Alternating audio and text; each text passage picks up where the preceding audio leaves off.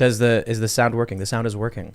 Yeah. I'm a little blown out here. It's very, very bright. We're coming to you live from the congressional offices of Congresswoman Lauren Boebert. We are in the Capitol, and we're going to have an awesome array of guests to talk about a lot of what's been going on. So the other day, of course, we had the State of the Union address from Joe Biden, which was interesting to me. It sounded like a lot like another campaign speech where he actually said a lot of things were really bad. That was surprising. Like, this person's dying of cancer, and this person, there was a mass shooting, and this bad thing happened, and this is police brutality.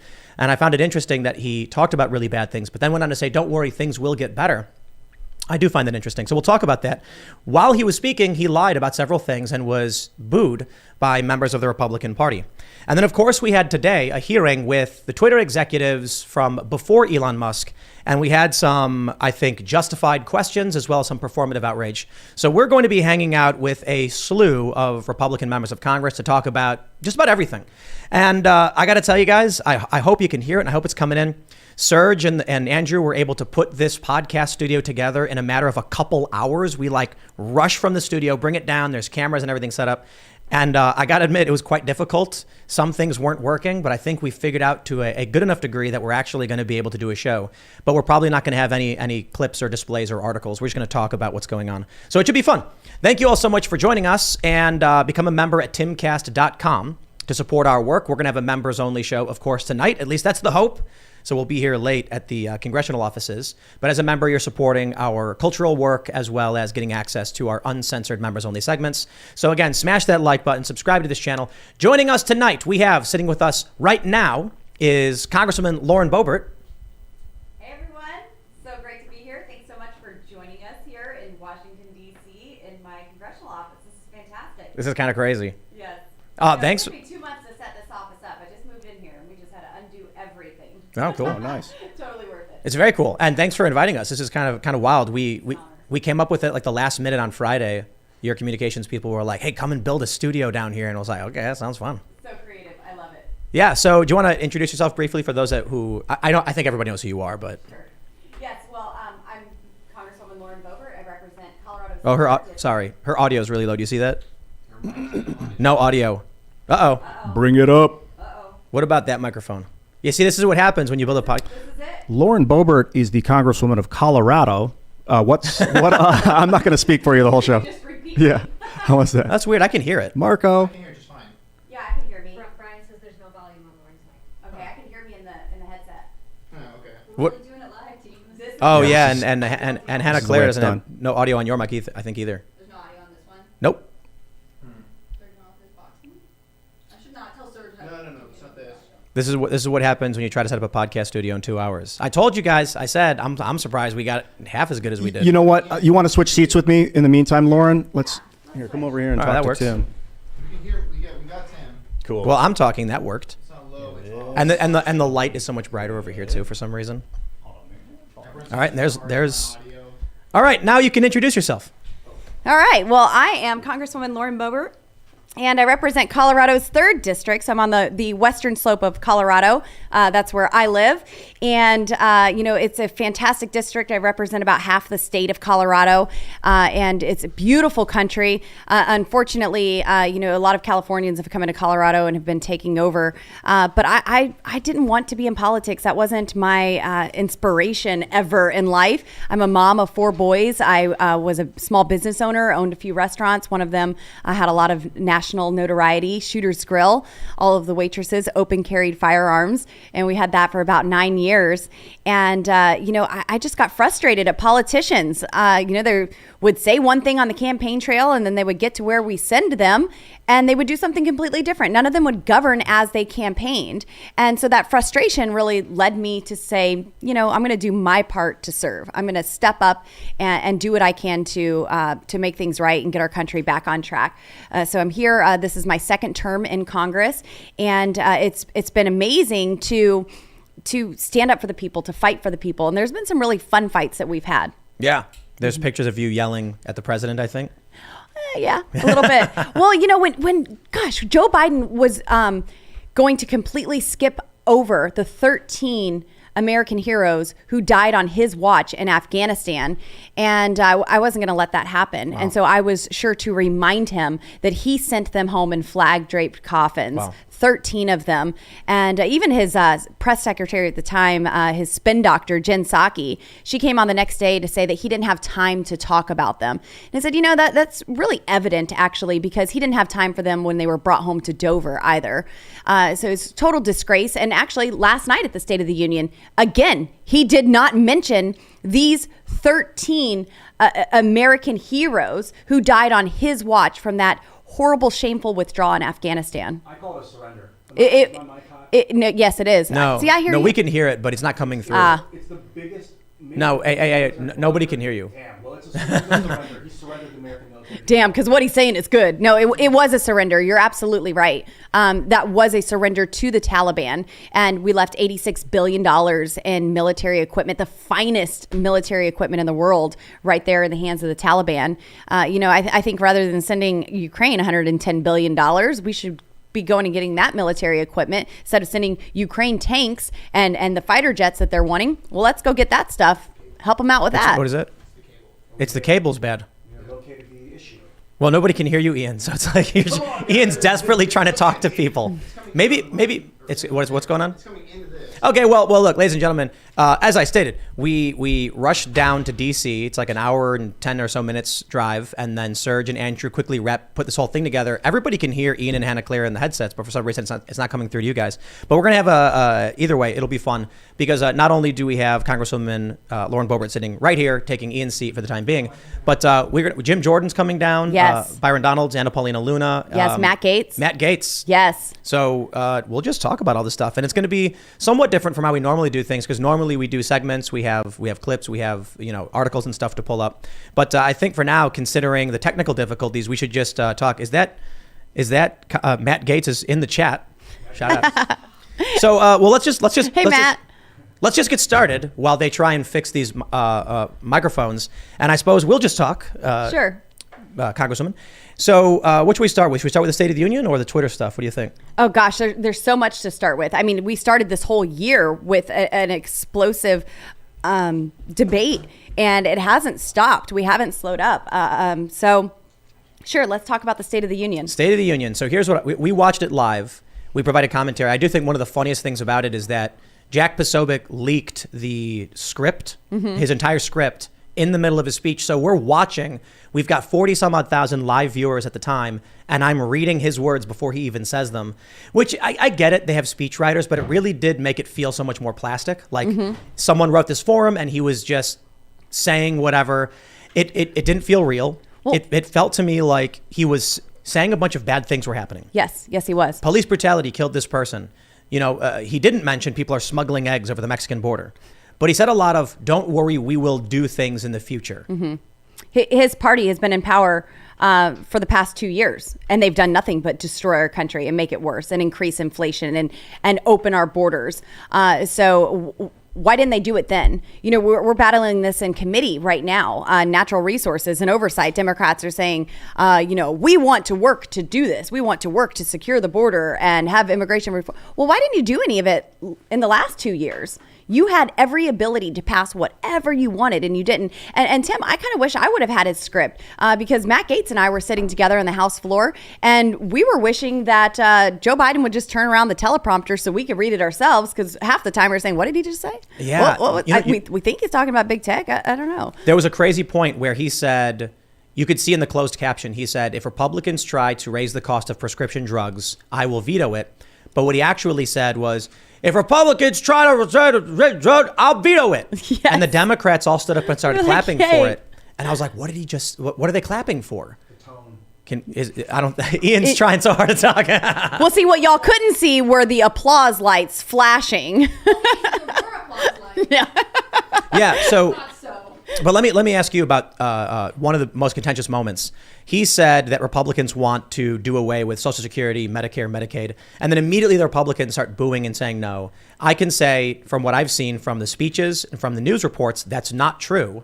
Right. And I can only assume he's lying on purpose for Right. political power. Right, because they saw how effective this was when Paul Ryan started talking about Social Security and Medicare. And, he's pushing Granny off a hill. He's going to kill Granny. And they saw the effectiveness in that and haven't stopped. Even in my first election, the Democrat that I was running against was saying that I was going against these things. I was like, this hasn't been any of my talking points. This isn't part of any of my contract with Colorado that I've laid out and what I plan to do when I get to Washington, D.C. And so they're just starting this rhetoric all over again because they want to scare people. They understand the power of fear, and that's how they govern. And I won't govern out of fear. I won't be governed by fear. And they see this as a powerful tool to just scare people into falling in line.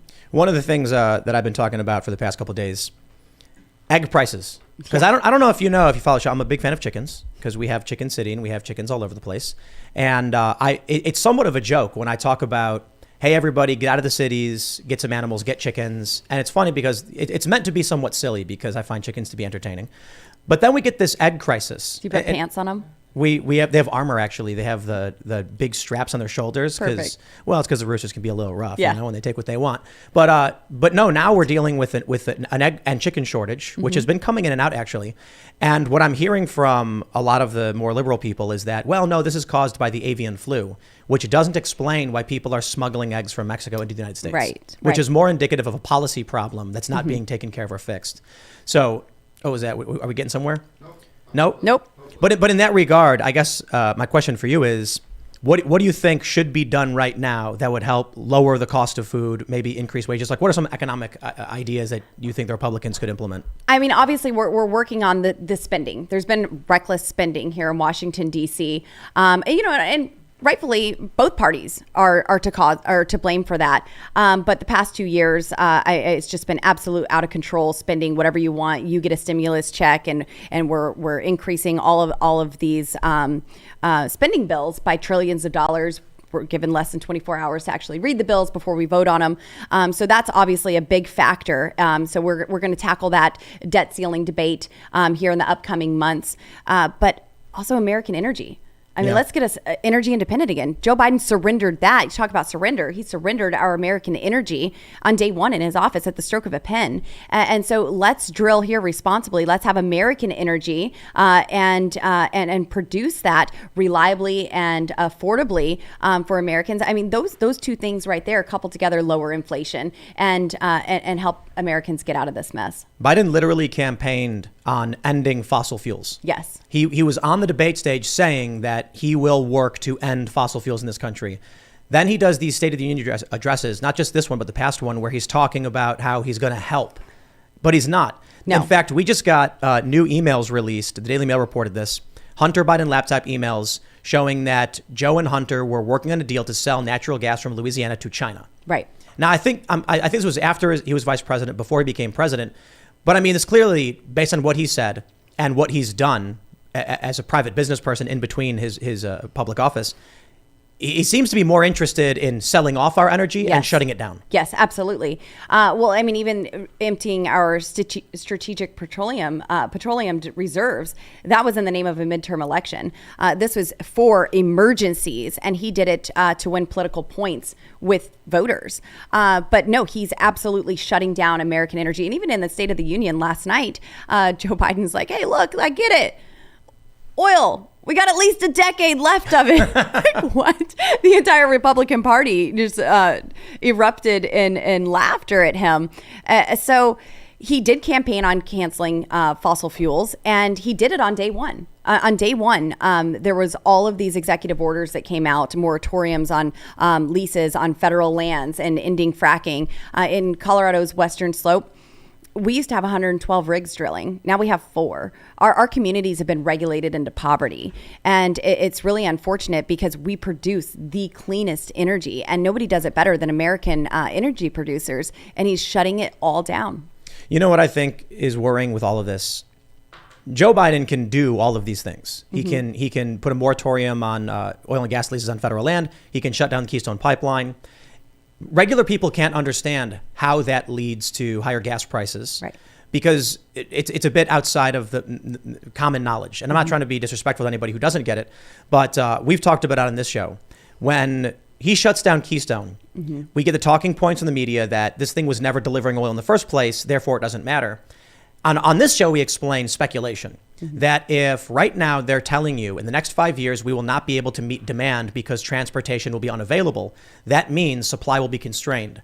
This causes people to speculate. The prices are going to go up, which causes the immediate effect Right. of them buying as much as possible, which drives prices up. Yes. So it's all interconnected, and I wish it was much simpler than this. But I can put it simply: when you've got California, Oregon, Washington saying we're going to ban gas cars, yeah, their agenda is clearly aligned with shutting down fossil fuels because they're concerned about climate change. Right. Look, fine. I mean, if they're concerned about this stuff, I get it. I think, there's pollution bad and all this stuff. But this idea that we get from the more extreme elements of this movement, notably Greta Thunberg, which is she outright said, we want to shut down fossil fuels now. We don't want to wait. Like that would result in 60 million dead around the world within like a day or so. Absolutely. Fossil fuels have lifted so many people out of poverty, and they do want it shut down. And even when California said, we're going to ban gas vehicles, well, the very next week they said, hey, please don't charge your electric vehicles because our grid can't handle it. That was the very next week. And so their policies do not work. They're not effective, but they are effective in their messaging, and they're doing everything that they can to destroy it. If they want to talk about climate change, well, I have forestry legislation that deals with that very issue. And look, I'm not here to deny climate change. It's real. It happens 4 times every year. I'll go on the record and say it. But if carbon emissions, if that's your problem, well, then let's manage our forests. Because one catastrophic wildfire emits more carbon emissions in a few short days than every vehicle in my state of Colorado running 24/7 for an entire year. I don't know if No. it's coming through on YouTube, nothing? Nope. Well, Nope. I'll tell you guys, it's not the carbon that's being produced that's the problem, it's the carbon in the atmosphere that's the problem. And if we can pull it out of the atmosphere, which we can, and turn it into graphene and reindustrialize our country, it's waiting for us to take. And it's going to become competition for the carbon in the air. The Chinese CCP is going to start attempting to strip it out faster than we can, so if we don't work together. Hi, everyone. Is it working? Hi, can you hear me? Tell me. Good. Please, you can hear me. No, I don't. Evidence that Ian and I are both It's just Yeah. proof of life. You can just see proof of life. that they're there. Well, so, look, I like the idea. I understand people are concerned about carbon emissions, and I think there's like a rudimentary.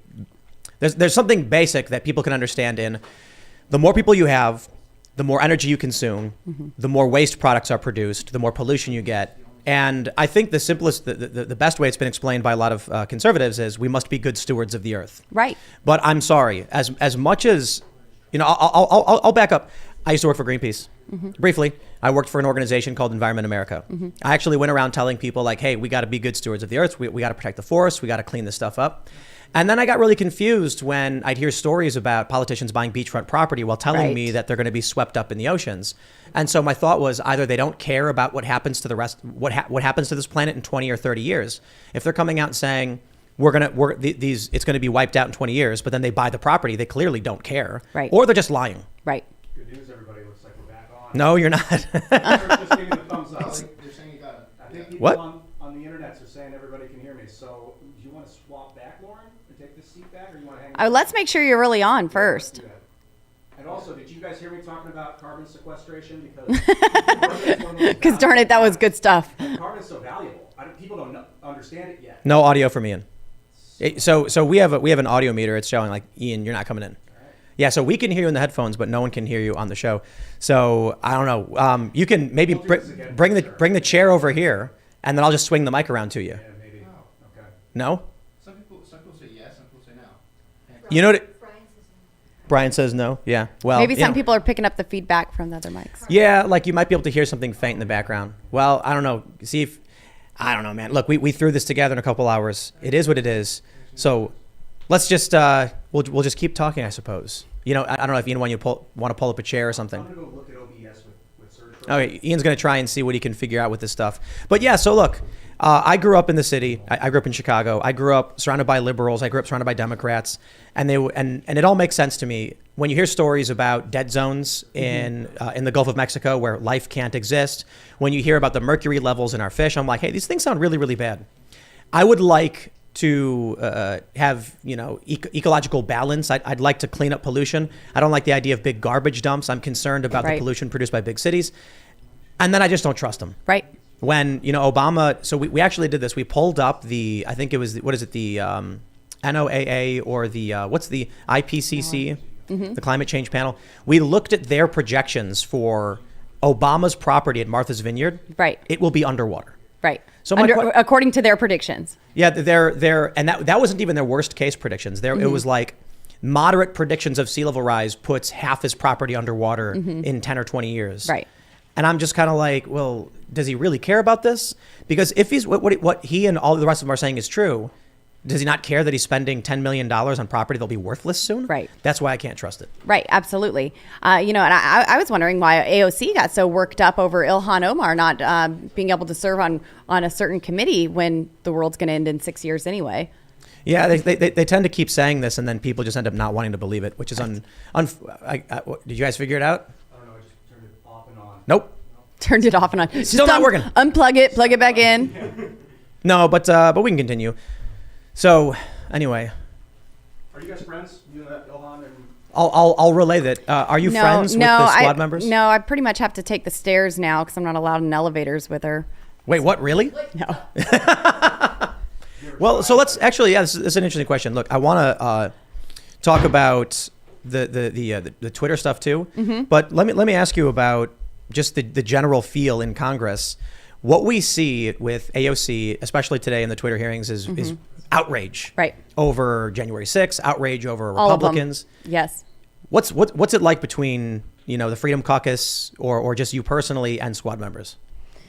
Well, I mean, I don't have a relationship with them. There were some things that obviously, we kind of sided with them on some of the issues when we were in the minority because they were trying to kick against their party, and we were all for that. But I don't have that relationship, and it's really hard to take anything these guys say seriously because everything out of their mouth starts with MAGA Republicans did this and January 6th and insurrectionists and, all of this rhetoric instead of actually just talking policy and talking solutions. Let's have a conversation. They were saying that today's Twitter file hearings regarding the Hunter Biden laptop that was suppressed by Twitter, by these Twitter executives, that was a waste of time and that we need to move on.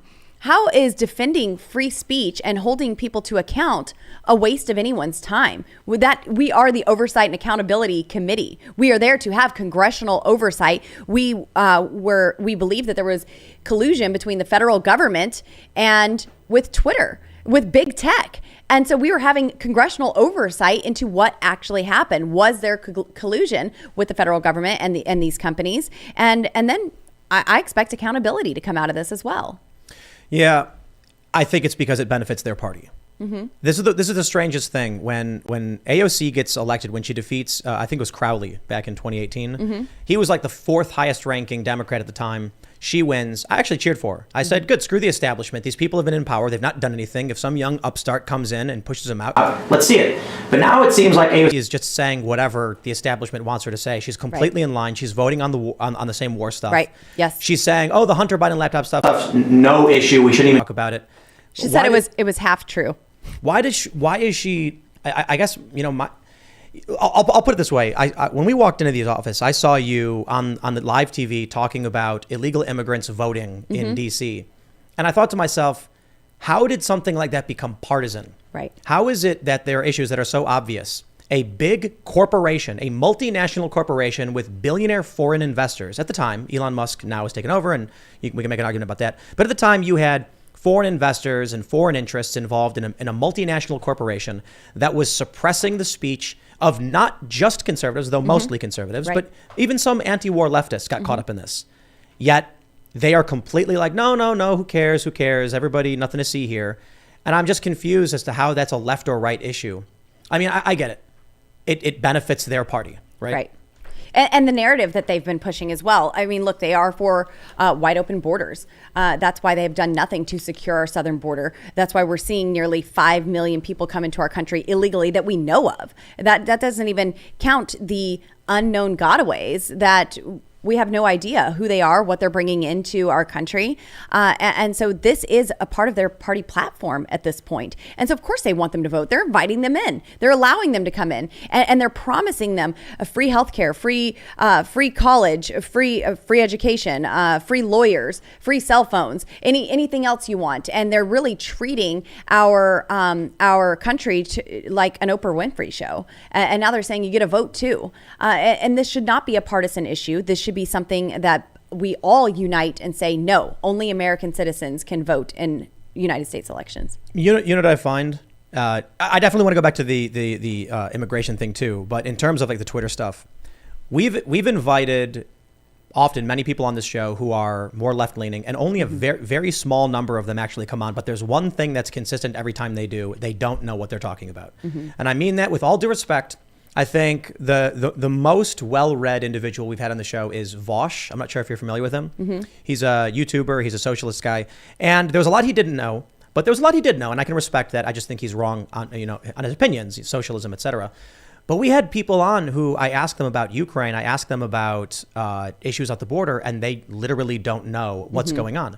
You ask them, remember when Donald Trump said coyotes are coming across the border? Or yes, I do remember that. The media made fun of him because they thought he was talking about animals carrying babies. Right. Yes, no. How do you debate someone in Congress? How do you pass a bill when you say, hey, coyotes are bad, and they go, animals? Right, because most of this is a facade. You have 25-year-old staffers give you your talking points. You go down, you read them at the mic, and then you leave when you're done, and you vote the way your party tells you how you're wrecked. A lot of members don't talk about the legislation that they're voting on before they vote on it. They go down there and say, is this a yes or a no? How's the party voting? And really, it's just a numbers game. You have the majority, you get it passed. And now I do think that the way that we have changed the way Congress operates, that did kind of help that a little bit. And members have to pay attention to what they're doing.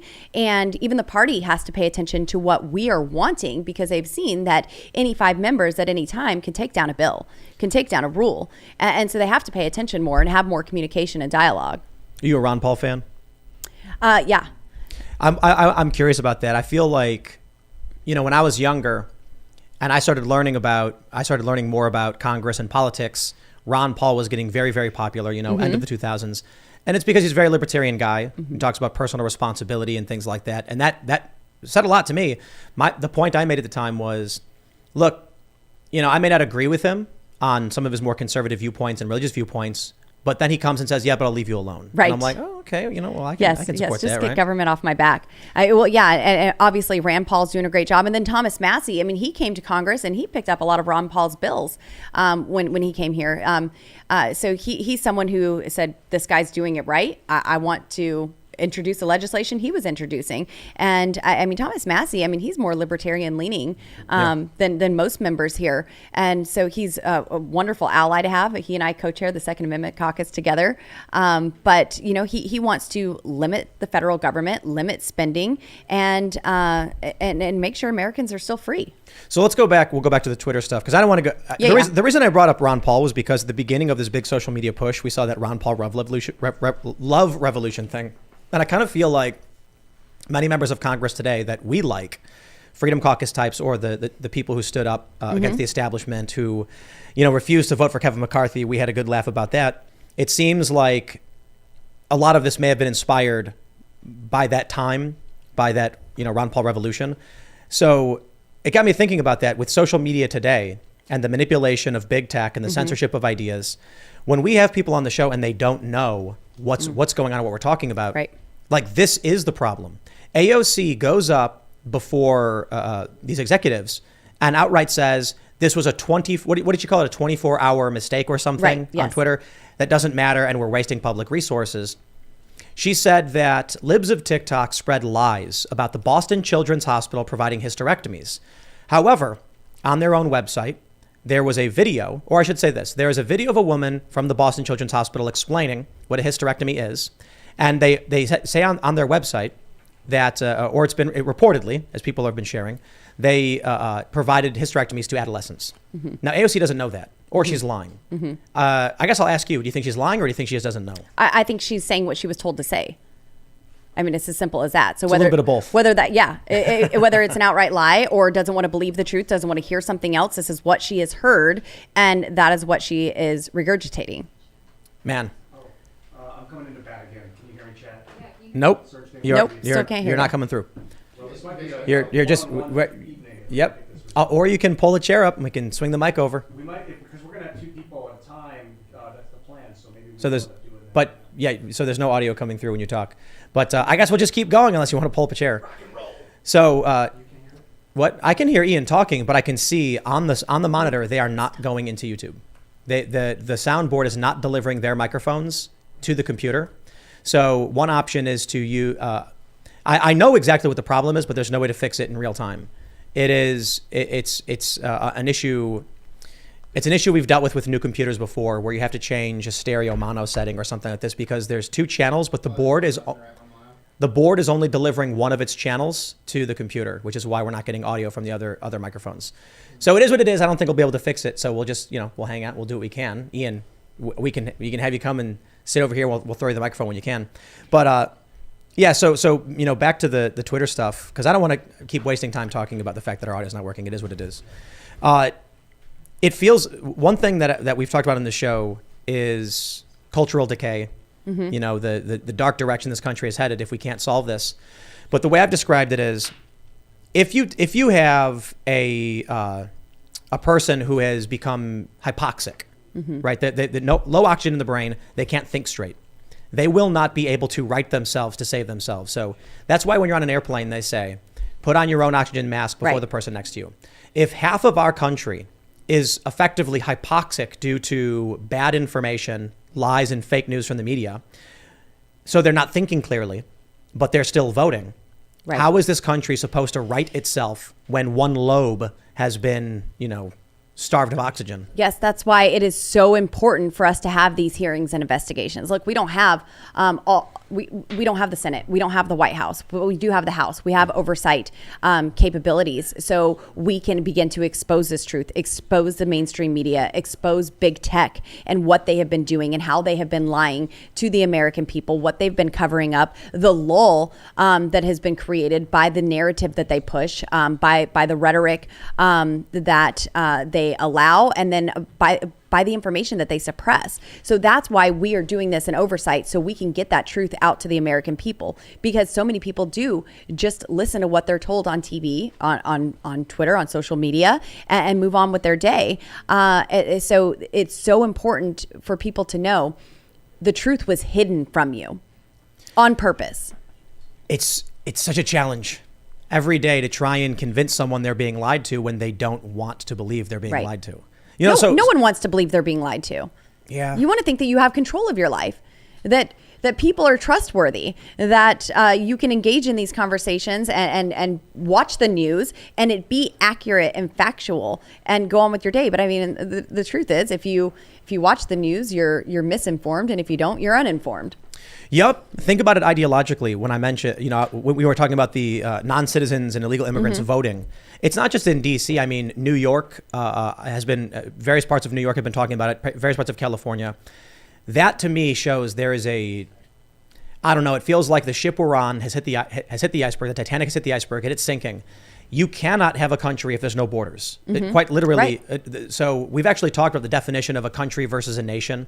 And I think a country requires sovereign borders that determine its jurisdiction or something to that effect. And a nation is a reference to culture and people. I can't. But look, we've got people pouring across the border to the point where we can't track them. There's drug smuggling. There was just in Arizona on the southern border, a man shot an illegal immigrant. They charged him with first-degree murder. So we have people entering this country. We have children dying in the desert and in rivers because it's an extremely dangerous trip that's being encouraged effectively by the Biden administration and by various NGOs. And then you have various parts of the country saying, let them vote. And they're expanding that. To me, it's like, hey, what's going on, man? We got Byron Donalds. Byron Donalds. We're missing a couple mics here, so I'm going to switch you spots here in a second. Yeah, we'll have you jump over in a second. But just to wrap this thought up before we jump around. Yep. That is the most immediate leak. That people are entering this country illegally, that Democrats are calling for amnesty and for the right to vote. The end result of that is clear. There won't be a country. Correct. And that's what they want. They want to dismantle the system. They want to create chaos. They want the system to fail because they hate the system. They hate everything that our country was founded on, and they want to start over. So, I mean, this is no surprise that they're wanting everything to be different. It's going to take 8 to 10 years just to process the people who came into our country illegally last year. What about the ones who are coming into our country this year? So all of this is to create chaos, to dismantle the system. And, I could call their policies a failure, but truly they're a success because this is their intent.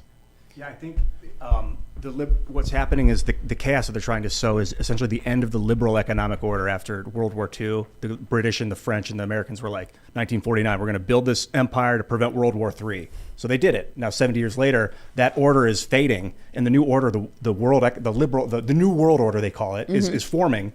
And so in order to form this order, they need to create chaos to create the order out of. But I think there's a lot of useful idiots that are being swept up and like, yeah, toxic compassion, we need to help everybody. Right. Like I don't think Cortez, I don't get the vibe that she's like orchestrating the downfall of America. I just think that she really cares about people, and like that can take you to dark places if you. I'm not convinced that many of these Democrats actually care about people. And I know it's so cliche and tribalistic to say, to be sitting here with a Republican and we're like, oh, Democrats are bad. But man, it's just so weird to see someone like AOC. Let's just be. I hate being. I hate giving the benefit of the doubt when she says the Boston Children's Hospital, libs of TikTok. Yoel Roth says, unfortunately, libs of TikTok is still there, and it's just like we have so much evidence. Let's back away from that. The Hunter Biden laptop. Emails between Joe and Hunter. Or I'm sorry, not between Joe and Hunter, but emails between Hunter Biden and his associates. Emails to Hunter Biden talking about setting up a meeting with his dad. Tony Bobulinski, 10% for the big guy. Private equity deals with China, flying on Air Force Two. The Burisma deals. I mean, like, I can cite so many different stories, factually proven that Joe Biden was doing these things. And then when you talk to Democrats, they just either don't know, don't care, don't believe you. Yes. So to wrap it all together, I'm a bit pessimistic in, can we inform people and get the right vote when we have two things going on? One, these people, you look at what Adam Schiff did with the whole Russiagate stuff, with releasing private phone records. I mean, some real dark and evil stuff.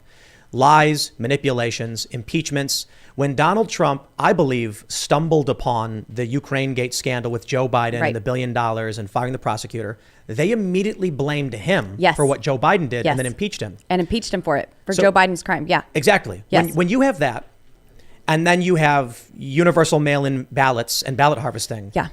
I gotta say, I hate Colorado. I'm not so optimistic. I suppose Republicans could launch a massive ballot harvesting campaign.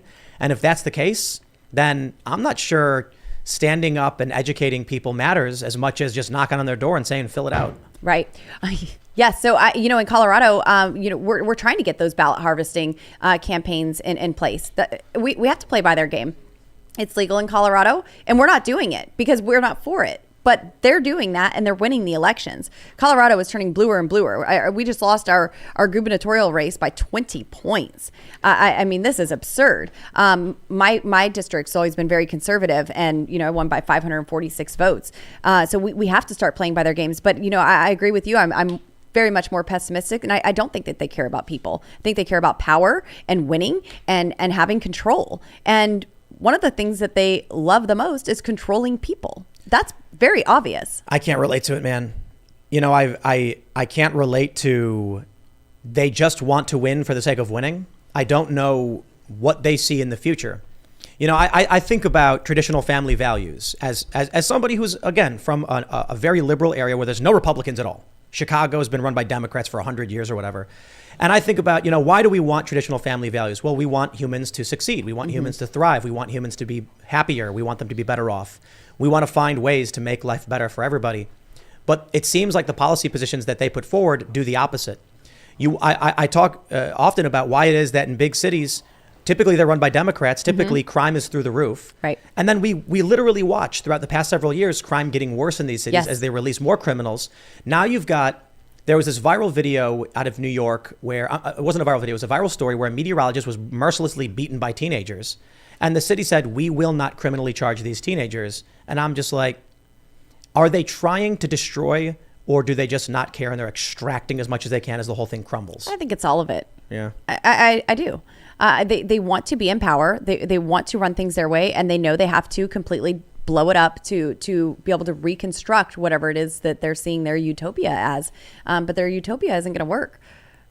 We have a system that works. It feels like the mass printing of money is an attempt to destabilize. Oh my gosh! I'll put that back on, ladies and gentlemen. But what's happening is they're printing it in the guise of modern monetary theory, MMT, because they think if they print enough, you got to reinvest it in infrastructure. The thing that what they're doing is they didn't put it in infrastructure. They just put it in people's bank accounts. So they're not actually building like factories that will produce the product to make up for the lost money. Yeah. Ian knocked the mic off. They're gutting them. I mean, look. Well, we got the money guy here. You want to talk about Byron? You want to jump in? Come in here, Byron. Let's talk finances with him. Look, hey, I'd like to see Tucker Carlson try this, huh? Ian busted the mic. Can you get it?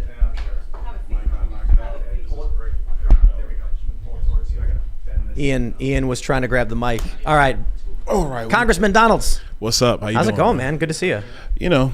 What's your view of things? How's it going? We just had those hearings on big tech and social media. Yes.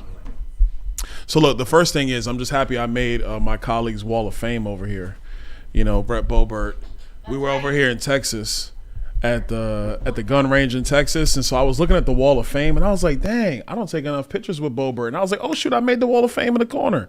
So I'm happy about that. Yeah, that's cool. The Wall of Fame. Show the people the Wall of Fame. Show the people. All right, so listen, what I want to tell everybody real quick is about the 50 cal that I'm holding in my hand. So here's the funny story. They brought the rifle out. And so they were like, give it to Boebert. And so I'm like, the rifle's bigger than her. Like, what is going on? But she's holding it like a boss, like a champion. She's holding the thing. And so I'm looking and I'm like, you know what? I respect her for that. And so she like looks at me and she's got the smile. She goes, Byron, take the rifle. So I'm like, all right. So I grab it with one arm. And she goes, Byron, take the rifle. I'm like, Boebert, I got the rifle. She's like, Byron, take the rifle. Boebert, I got the rifle. Don't worry about it. So that was a funny story from that day. It was a great event, great time. You remember that event? Yes, I do. It was a great event. I couldn't even tell you were holding it. You're like barely even got it. What was the event? We were doing a fundraiser at a gun range in Dallas. I think it was it CPAC in Dallas at the time? Yeah. Yeah, it was CPAC in Dallas. And really, I crashed the fundraiser. I wasn't supposed to be there. I wasn't even a special guest. I literally just crashed. It was Beth Van Dyne, Ronnie Jackson, and Boebert. And I got wind of it. And I just said, you know what, I'll show up. So it was a good time. It was an awesome time. I try to be supportive of my colleagues because this business is a crazy situation. Is this mic's really loud? Yeah, we got a new mic and a new mic stand, so it'll be easier to talk. But Yeah. I mean, that's cool. It's cool seeing people carrying guns. I think we got to repeal the NFA. I think. I mean, I went from being like a moderate gun control kind of guy. We're like, well, maybe we could have something to a staunch like, nope, all legal, all of it, all the time. What do you think? I think that's right. Because All right. Here's the deal. So I grew up in Brooklyn, New York. So I'm going to give you the full story. I grew up in Brooklyn, New York, where, gun ownership is taboo. In the inner city, the problem is that people have guns and people die, which is legit. That's just the way of life growing up in the inner city. And so the politicians and the media feed this narrative of, oh my gosh, guns are evil, so nobody can have them. The truth of the matter is that if law-abiding citizens had the ability to possess firearms with minimal restrictions, no restrictions, what you would see is the criminal element would understand, you know what, I can't act crazy because I'm not sure who's carrying. The vast majority of people just want to live in harmony and peace with one another. They're not trying to cause problems. But when the criminal element understands that the politicians restrict gun ownership to the degree where normal people feel it's taboo and it's the wrong thing to do, it actually empowers the criminal element. It's kind of sad because I just feel like common sense, obvious. I've heard it a million times throughout my life that an unarmed society is a polite society. If people in the cities were armed, then criminals would be scared of them because you have equal force to be used against you. But it doesn't seem to get through to these gun control advocates. And now we have Joe Biden coming out with the, what was his slogan? Let's get the job done, or was it? Finish the job. I don't really know what he was talking about. He was yelling too much for me. He was slurring a bit too. But he said, let's finish the job, ban assault weapons. Right. and they can't even define what it is. So this goes back to what I was just asking Congresswoman Boebert. Right. How do you affect change in a positive direction with through logical lens to make things better if your political opponents don't know what they're talking about? Well, the first part is, I always go back to Gladiator. I'm gonna date myself a little bit. I'm 44. That movie with Russell, what was it? Listen, Gladiator was that movie. That was a good movie. That was that movie. And the advice. Yeah, Joaquin Phoenix. The advice to to Russell Crowe, Maximus, in the movie was, you win the crowd, you win your freedom. And so on a philosophical level, politics hasn't really changed. Politics, the art of politics, is really about, can you get enough people in the body populace, in the population, to be with you? If you can get enough of them to be with you, then you have the political will to move the argument, to move the bill, to move the policy. But if you never get the people to see your side and be on your side, you can't win your freedom. That's the way you can actually, in some respects, break Washington loose. Because for a long time, as a conservative, the media is against you, that. Republicans largely have been terrible at messaging. We know that. So it ends up becoming people deciding to engage in politics and policy of their own volition, of their own passions. And the nut, I think that, I guess the new age, myself, Boebert, and others, Gaetz and others, that we're trying to crack is there the possibility to get your average American to look at our arguments and be like, you know what, that Byron dude is right. I like what he's saying. I think and that's the pathway. I think the internet helped greatly. Big time. But I also think there's an inverse reaction too, because you end up with these people. One of the examples of social media manipulation I've brought up is that imagine you're 10 years old in 2008. Right. Facebook is just coming into popularity and prominence, or it's getting bigger and bigger. And these companies like BuzzFeed and Huffington Post find out that, what kind of article gets the most traffic? Police brutality. 100%. So they start making more and more and more of it. Right. Now you're a little kid and you're on Facebook, and the only thing you see every single day is more and more videos of police brutality. Right. Rap songs about it. I don't know if you've seen that rap song, "This is what happens when you call the cops." I'm a hip hop kid, so I even go back to NWA, Ice Cube, Snoop. That's how far I go back. Yeah. I'm a hip hop kid. I love hip hop. So you're a little kid, and you're seeing this, nothing but this, for 10 years. Right. 10 years later, you're 18. You're ready to vote. Your whole world is shaped around this idea that police are going around mercilessly murdering people and targeting black people. Yeah. And it's just an extreme, insane exaggeration built by social media manipulation. So as much as the internet's empowered the ability of conservatives who tended to have a bad messaging or were locked out from the media, you end up with people who are living in a deranged state, like Trump derangement syndrome from this stuff. Mm-hmm. Like, how do you reach these people? And I mean, it feels like the country's bifurcated to the point where, to put it another way, you've got the West Coast wanting to ban gas vehicles. You've got some states banning child sex change operations, some states becoming sanctuaries for child sex change operations. I don't see how you pull that stuff together. How do you bring these cultures back together? I mean, look, it's very difficult, but that's where programs like yours come in. Boebert was like, "Hey, Byron, you got to come in and do this podcast tonight." I said, "Whose podcast are we doing?" She's like, "I'm going to tell you about him. It's great."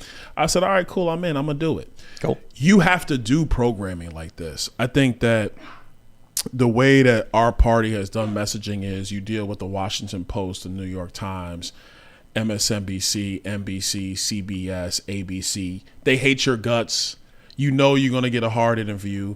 When Fox came along 30 years ago, Fox was like a revelation for the conservative movement and for the Republican Party. Just being honest, it was a revelation, right? Yeah.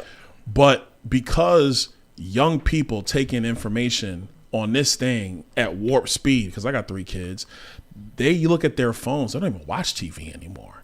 So I try to tell my colleagues, I'm like, guys, don't get me wrong, doing interviews is cool, but there's a whole nother ecosystem you have to penetrate. How do you do it? Do you do it through reels? Do you do it with shorts? Do you do it with responses to some narrative out in media? And it's not just doing it once. It's not just saying, I went on, and this is no disrespect to Sean Hannity, love the dude, good dude, but it's not just doing a Hannity primetime hit. It's, are you in a rapid fire response, pushing narratives, pushing messages, what's actually happening, being able to explain the thing in 90 seconds. Like you don't have 20 minutes. And don't get me wrong, like, look, I'm about as eloquent as they come. People love listening to me.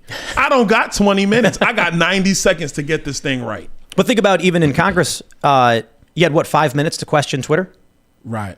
How do you get through a deep conversation to break down the issues that are negatively impacting this country if they're like, your 5 minutes begins now, good luck? Well, that's why I tried to change the rules. So what I've been talking to the chairman and to the speaker was, we got to get out of this mindset of every member is recognized for 5 minutes. That's ridiculous. By the time you get warmed up, the time is over. And then the other thing is, a lot of members waste time because they're trying to fill their time. And then the third piece is staff members write most of the questions and most of these speeches. So you'll see the member like this and they'll be reading their thing like this. And they'll never look at the person sitting in the chair. Their eyes are down because they're reading it. You don't have an opportunity to engage in a legitimate dialogue on the issues presented. So my position has always been, look, get rid of seniority recognition, get rid of the 5 minutes, have the chairman recognize members as they choose to be recognized.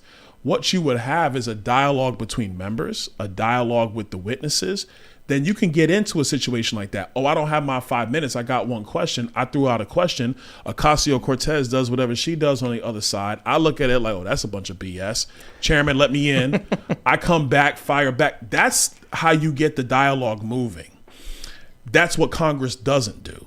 Right. Because Congress is fixated on doing your clip for a newsreel that might show up in one of the network news shows at night, or maybe the New York Times might report on it, or the Philadelphia Inquirer, or whatever, or the LA Times. We're in a different genre in media. And so you got to have that conflict in a positive way to get the message out to people to see what's really happening. What do you think about the squad? How is your relationship with them? So I talked to some of them on the side. You know, I just keep it professional. Again, I grew up in the inner city. So for me, it's never personal until you mess with like my personal safety or my family or my money. You do that, now it's personal. Everything else is business.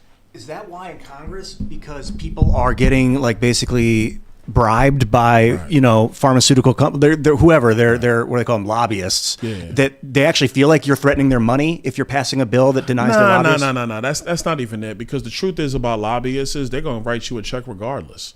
What a lobbyist really wants is access. They want to be able to be like, look, if I pass you a $5,000 check, if I call your staff, or if I happen to have your cell phone, will you answer my call and give me an opportunity to explain myself? Lobbyists are counting votes, which also is what leadership in both chambers is doing. They're counting votes. That's all they're doing. I tell people at home all the time, look, if you call my office, just you by yourself, I'm not even going to, I don't even know that you called. If 100 people called my office, my chief of staff knows, and she's like, hey, Byron, we had 100 calls on this issue. If 1,000 people call, my whole office knows what's going on, and I definitely know what's going on. That's how this works. The lobbyists, all they're doing is trying to have an ability to have a conversation with the member. If you have members who change their opinions just because of what a lobbyist says, you got a weak member. That person probably needs to go home and not be an elected official. Real talk, right? But the issue is not just the lobbyist per se. When I talk about being able to talk with members on the other side, squad members, me and Jamal Bowman, we talk football. We don't even talk politics. We know we don't agree on politics. So we're talking about the NFL. We talk football. And because we talk football, we have an ability to engage each other if there's something popping up where a conversation needs to be had. With the squad members, for everybody who says, oh, Freedom Caucus members are always causing problems in Republican leadership, squad members cause problems in Democrat leadership. They do the same thing on the other side, but our politics are so different. That's why people think we're always at odds with them. They seem to be marching more in lockstep with the rest of the party these days, though, especially when it comes to war. I would argue that what they've done on their side is they've gotten their party to march in lockstep with them. Wow. You know how many Democrat members are afraid of being primaried by squad members or potential squad members? A lot of them. I kind of like that, to be honest. But I'm just keeping it real. You know why Chuck Schumer was acting, was wilding out and starting to say all these positions? He didn't want to be primaried by AOC. That's why. I hope she doesn't. And look, Cortez, Hey, I love it, man. and Cortez, I talk to her every now and again, but Chuck Schumer didn't want that smoke. I promise you that. He didn't want that action. I gotta say about AOC. Right. One of the biggest issues I have is she's talking about January 6th and she fabricated a story about what happened. So she says that she's in her office and someone knocks on the door and then she hides in the bathroom and someone says, "Where is she? Where is she?" and all that stuff. And then you get the response from the conservatives saying she wasn't even in the Capitol building. Then you get the response from the media saying, "Yeah, but they're all connected." Then I looked at this and I was like, her story took place an hour before the Capitol was even breached. Yeah. Why would she hide in the bathroom thinking someone was coming for her unless she knew in advance people were going to break into the building?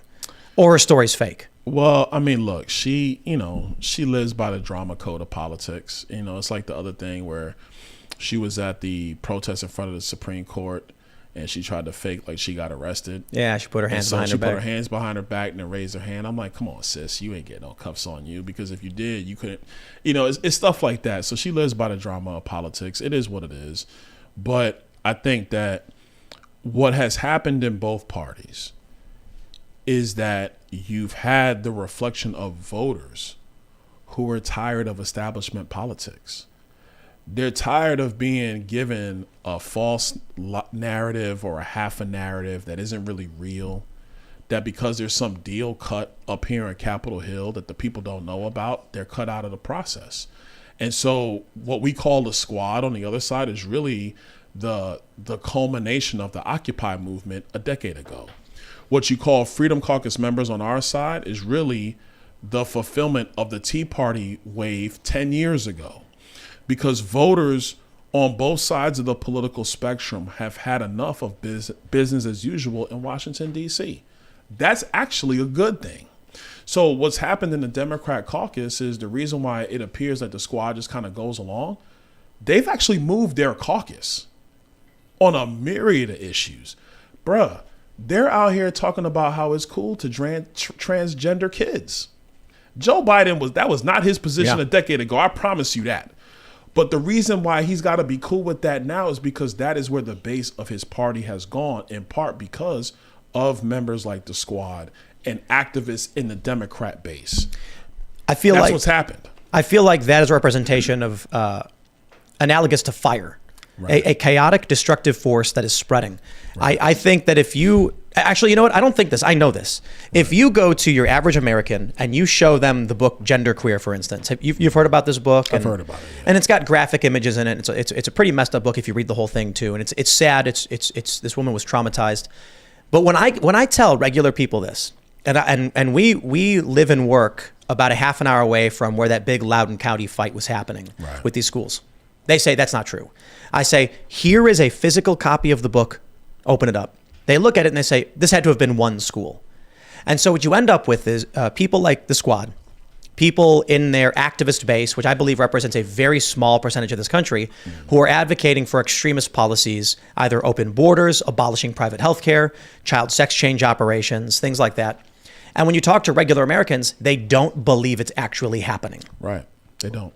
I don't. They actually want to abolish private health care? Yes. Not just establish a public option? The public option was a pathway to universal health care. Always was. And so one of the things when Scott Brown got elected in Massachusetts, the reason why Nancy Pelosi just pushed for Obamacare, the Affordable Care Act is because she understood that if they did the push for a public option, it would have completely blown up the bill and there would be no Obamacare. So her position was, let's just get the thing we got right now because we can't send it back to the Senate because we don't have 60 votes anymore. We got 59. And if it comes back this way, it's done. And that's what happened. So they're still mad because they thought the game plan was public option, because public option would have eviscerated private insurance. Because everybody would have just dumped people into the public option. That's what they wanted. But it didn't happen because Scott Brown got elected. Those are facts. Bernie Sanders campaigned during the 2020 election primaries not on creating a private and public multifaceted system, but outright abolishing all private healthcare, Yes. which has never, it's not even like all the countries they tout in Europe, they have both. They have both. Yeah. So, I mean, even my advocacy, I've been like, you know, if a kid gets the flu, I think it would be great if he could go to the doctor and get Tamiflu. If you broke your arm, you could go in and get it taken care of, and you don't got to worry about going bankrupt. I think a lot of Americans worry about that stuff. And then if you get something like advanced lymphoma, which requires expensive bills, you know, a certain amount of it is covered, but there's limitations to what we can provide. So I'm not fully on board with we can cure every disease for every single person. I'm in the middle where it's like, it'd be nice if people had some basic level of coverage. But what's being proposed by the progressives is one of the most extreme positions in the world. Right. Yeah, I understand socialized emergency care. If someone falls down and breaks their arm and they are poor, you help that person. But socialized chronic care, Which we basically have, we have that now. and that's cool That's because what you we want to have. save a life. But when people eat themselves into sickness and then I expect the taxpayer to cover their injections of random Pfizer drugs, I'm not into it. I don't want to pay for people to eat sickness. Like sugar is horrible for your body if you overdose on that stuff. Well, so I like Snickers, man. Hold on, man. You know, I like Snickers. Don't do that. But I know your point. I see your point. I get your point. I think the key thing is that, you know, the issue with the Democrats is it's never good enough. They constantly are pushing for the next wave because what they fully ultimately want is complete control of the industry. That's what they want. They'll never say that in campaigns.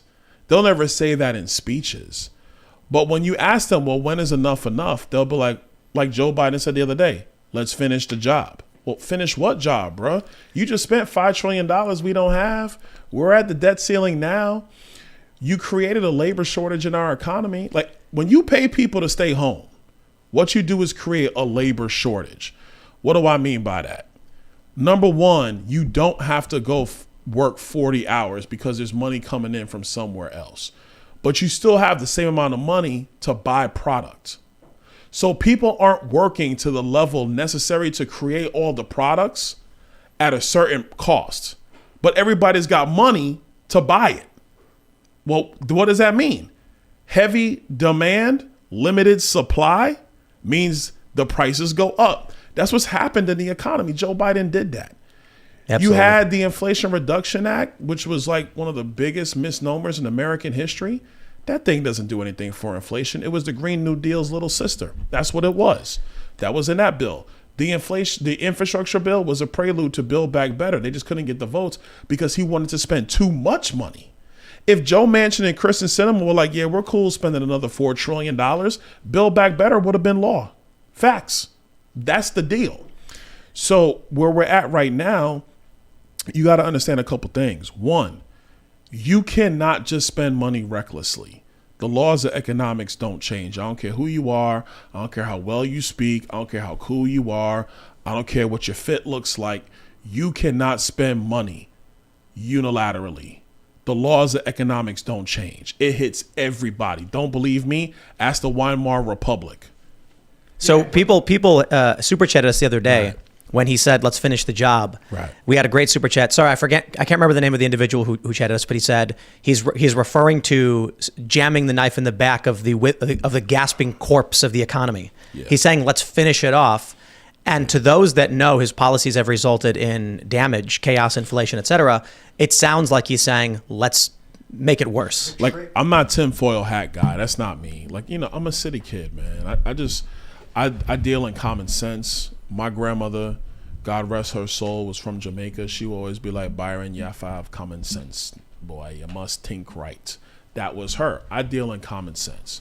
But when you look at the policy outcomes of where they want to take us, that's only because the only way you can fundamentally make changes in our economy, which is the best by far, the best in the history of the world, is you have to make it so hard to earn money.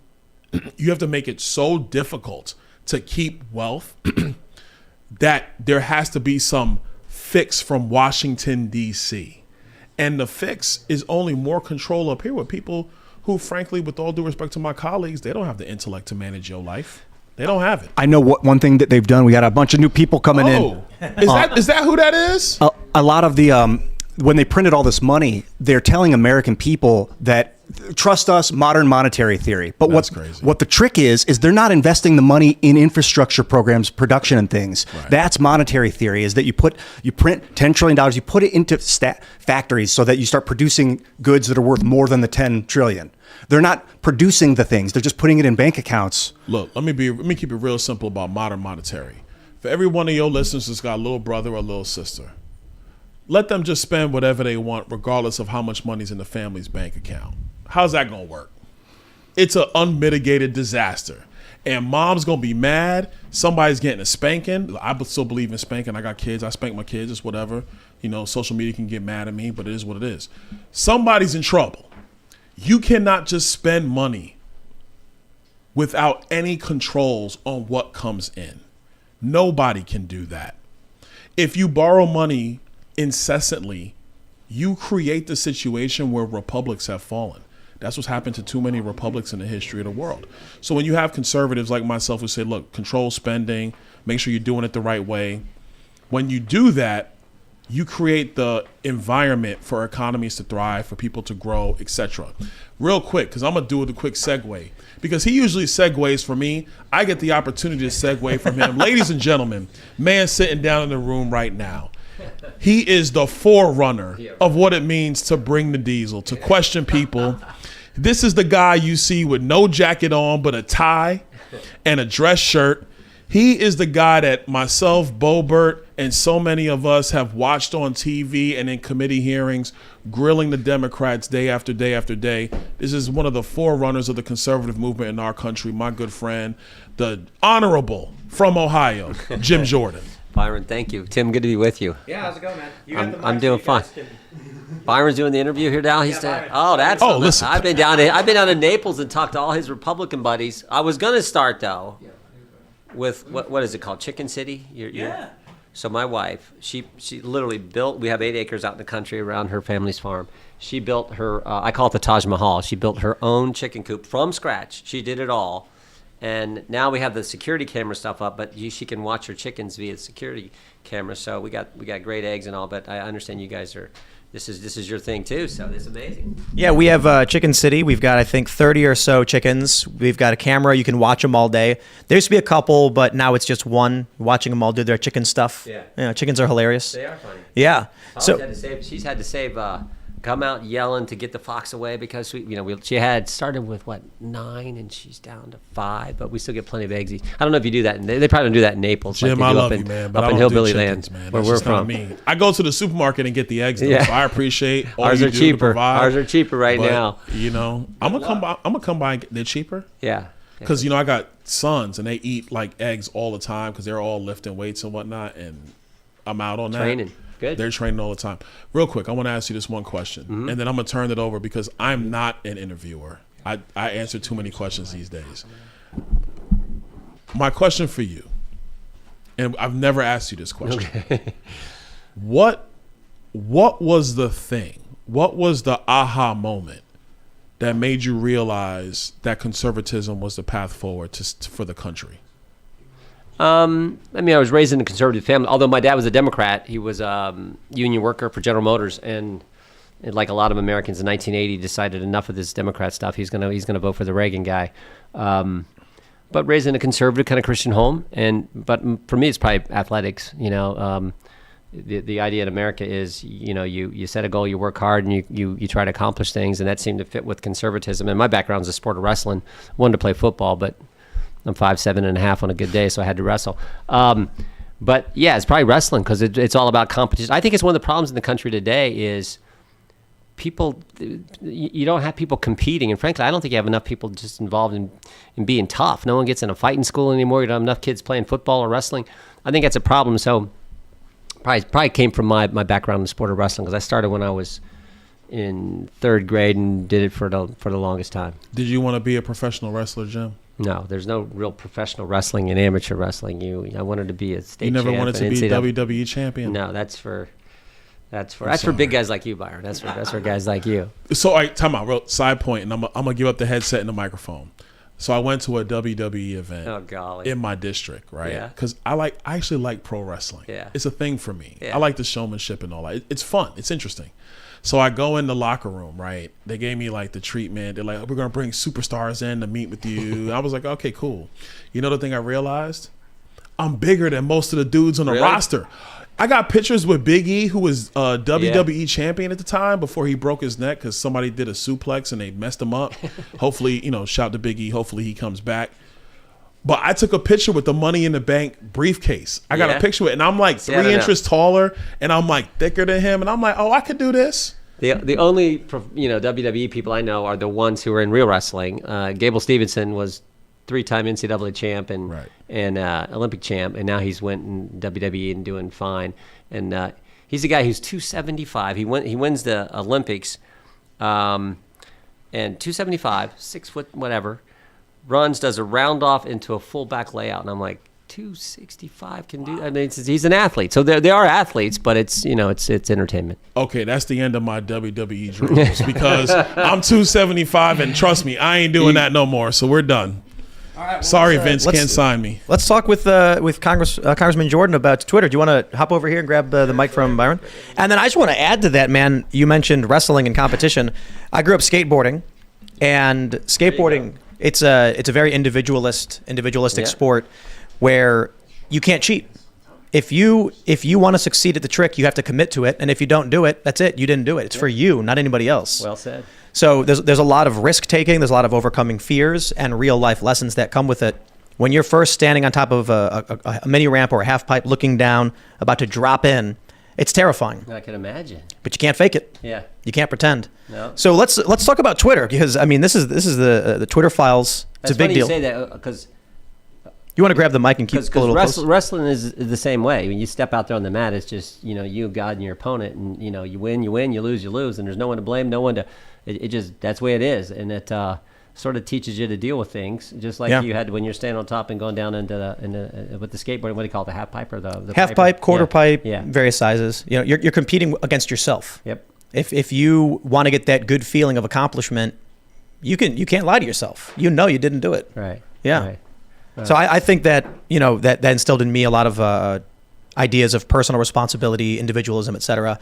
And I think getting into skateboarding as a sport when I was younger, and then having the ability to overcome and accomplish yourself, your goals and yourself with no one in the way, I think probably led me to be more independent and individualist. But I do think physical activity and competition is important. So you were mentioning, I'm I a agree. lot older than you, but when I grew up, you competed every day, and I went to a little local country public school. You competed in the classroom. You learned your multiplication tables. You did this thing you called Around the World. You had to try to say that faster than the person you stood beside, and it was a competition. You kept moving. It was like a Is it the math thing? Yeah. Yeah, we used to do that too. Yeah, it's like Yeah. that's good. I don't know if they even allow kids to do that in school today. On the playground, we played kickball. We played football. We played the game that you can't even say the name. You throw the ball up, someone catches it, you run around, everyone tackles him, and you got in a fight. Every couple of weeks, you get in a fight with somebody. It was all good. That's Get into life a on the fight. play. That's life on the playground. And it wasn't a grudge. You just got in a fight because he out safe and kickball. No, we're going to get in a fight and everything's fine. But I think we're losing some of that, and I don't know that that's good. Yeah. Well, let's talk about censorship, manipulation. I was talking with Congresswoman Boebert, and I got to say I'm a bit pessimistic because on this show, for instance, we've had on only a few guests who are more liberal leaning. And we invite many on, but many just don't want to do it. The only ones who do either are up and coming and looking for an opportunity, which, we're trying to... We do want to have some of these individuals. I don't want to limit someone's ability to speak because they're not famous or anything like that. But we're trying to engage in debates with people who are influencing the debate itself, but they don't want to. And often what we find is people like squad members either are intentionally lying or don't know what they're talking about. An example I'll give is when AOC today said during the Twitter hearings that Boston's Children's Hospital was lied about by libs of TikTok, claimed that they were giving hysterectomies to children, but they actually list on their website reportedly that they offered hysterectomies to adolescents, if we want to be specific. And there was even a video where they described gender-affirming hysterectomies at a children's hospital. So either she knows what she's saying is not true, or she genuinely believes incorrect things. Yeah.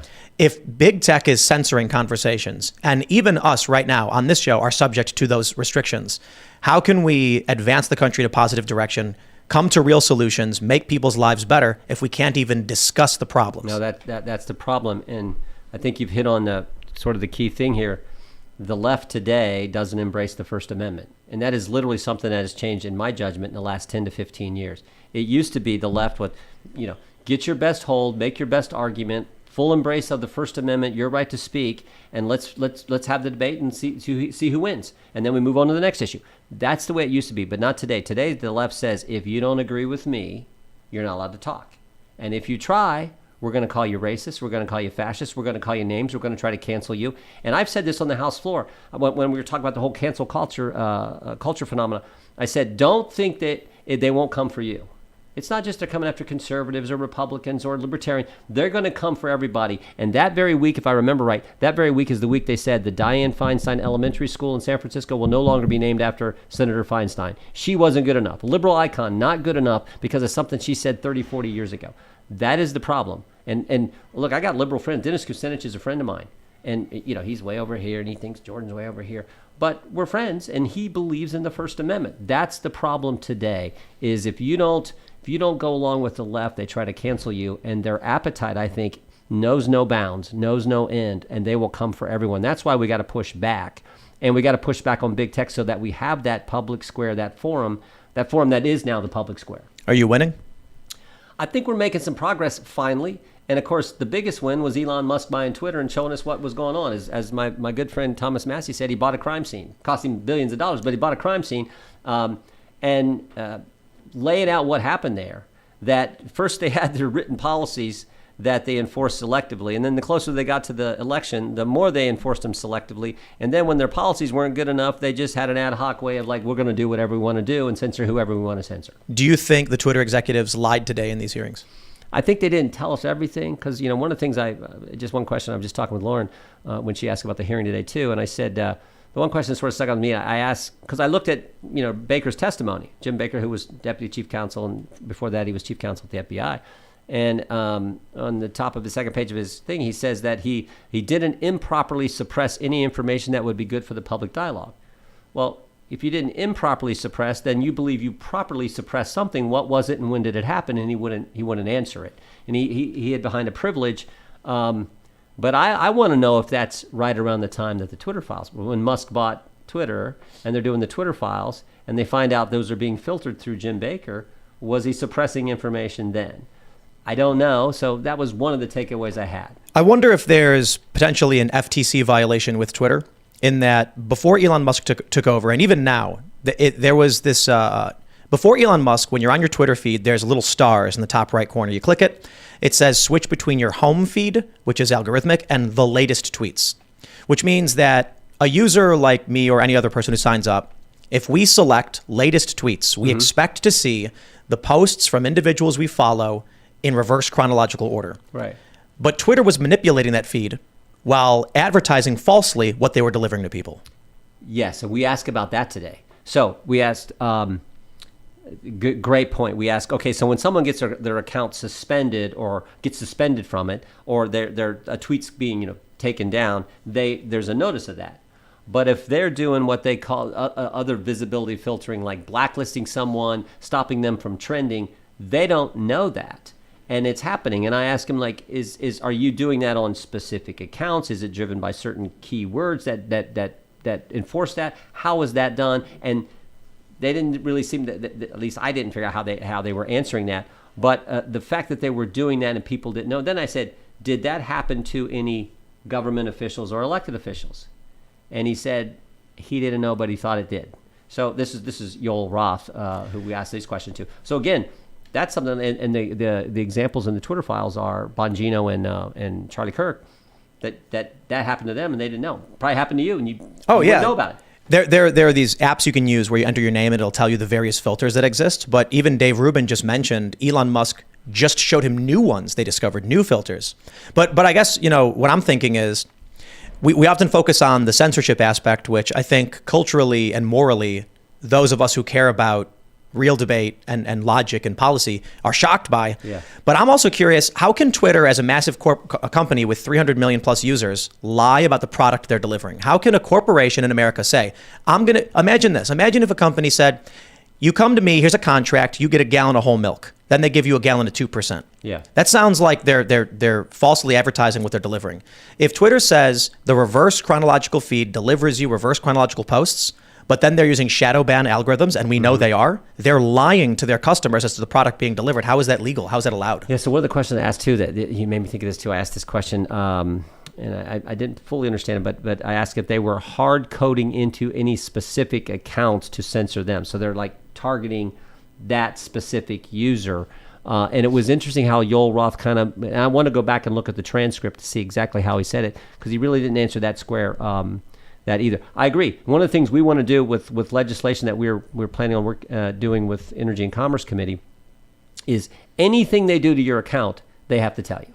There has to be real transparency. There has to be a time frame. There has to be a due process so that you can correct it, figure out what it is, to have the debate and correct it within a specified amount of time. And then if they don't, then you should have some kind of cause of action because they're violating a contract that they have with you, their user, their customer. And the scary thing about what we've really learned, I think, from the Twitter files too, is all the things they're doing, Twitter, but why in the world is the FBI coming in and telling Twitter, hey, these accounts have problems, they violate your terms of service, Twitter? Like, well, what's the government telling Twitter these accounts violate Twitter's terms of service? Well, you got to be kidding me. And it wasn't because they were concerned about, you being shadow banned or anything else. It was because they wanted those accounts taken down. That to me is the scariest part of all, which is come out in the Twitter files. Do you think that those revelations that Twitter and Facebook had portals for government agencies to flag content, do you think that was partisan? That it was to help Democrats? I do, because the way I did it my first round of question today was I asked, was the Hunter Biden's laptop story, did the government tell you it was fake? No. Did the government tell you it was hacked? No. And then I said, and did it violate your terms of service? And he said, no, it didn't. But you took it down anyway. Why'd you take it down? I think they took it down because for months they had been meeting with, they'd been meeting with Twitter. They had asked Twitter if they wanted security clearances in 30 days prior to the election. They'd sent them all kinds of emails. And the heading on the email said Twitter folks, as if they were best buddies. And then they had the secret, what I call the super secret James Bond teleporter app that they could send messages to that would go away and disappear within a matter of weeks. So they do all this, and they're telling them be on the lookout for hack and leak operations. I think they played Twitter, and they understood, oh, this is. And they were a receptive audience, like what I must say, 99% of them vote Democrat and give them Democrat. So that was the environment. They didn't need the specific email that said, take down the Hunter Biden laptop story. They were all primed to do it based on what the FBI had done for months and months, meeting after meeting, email after email. They were primed to do it, and that's what they did. Someone chatted just now. I think it's an important point. They said that we're not the customers of big tech. We're the product. It's a misunderstanding, and I understand that point. The real customer, in a true sense of a transactional customer, is the advertisers who are buying access to data and access to an audience. But I think in a legal sense, we, the users of Twitter, are still customers. Yeah. There may not be a financial transaction, but there's a contract between us as to what we get. And in exchange for the and there are policies and terms of service, and it's a contract. It's a contractual agreement. Yeah. So I guess the challenges I suppose we're seeing now is look, you guys may have gotten just a modicum of power by taking back a few extra seats in the House, giving you this majority. But is it enough to create a long-standing impact, to pass laws, to actually get something done? Are these hearings going to be enough to actually change things? Well, I mean, look, we hope so, and all we can do is what we can do. And we got our first hearing tomorrow in the select committee. We hope this is a hearing that begins to frame it up. We're having Tulsi Gabbard as one of our witnesses. I think she'll be great. She's a true believer in the First Amendment.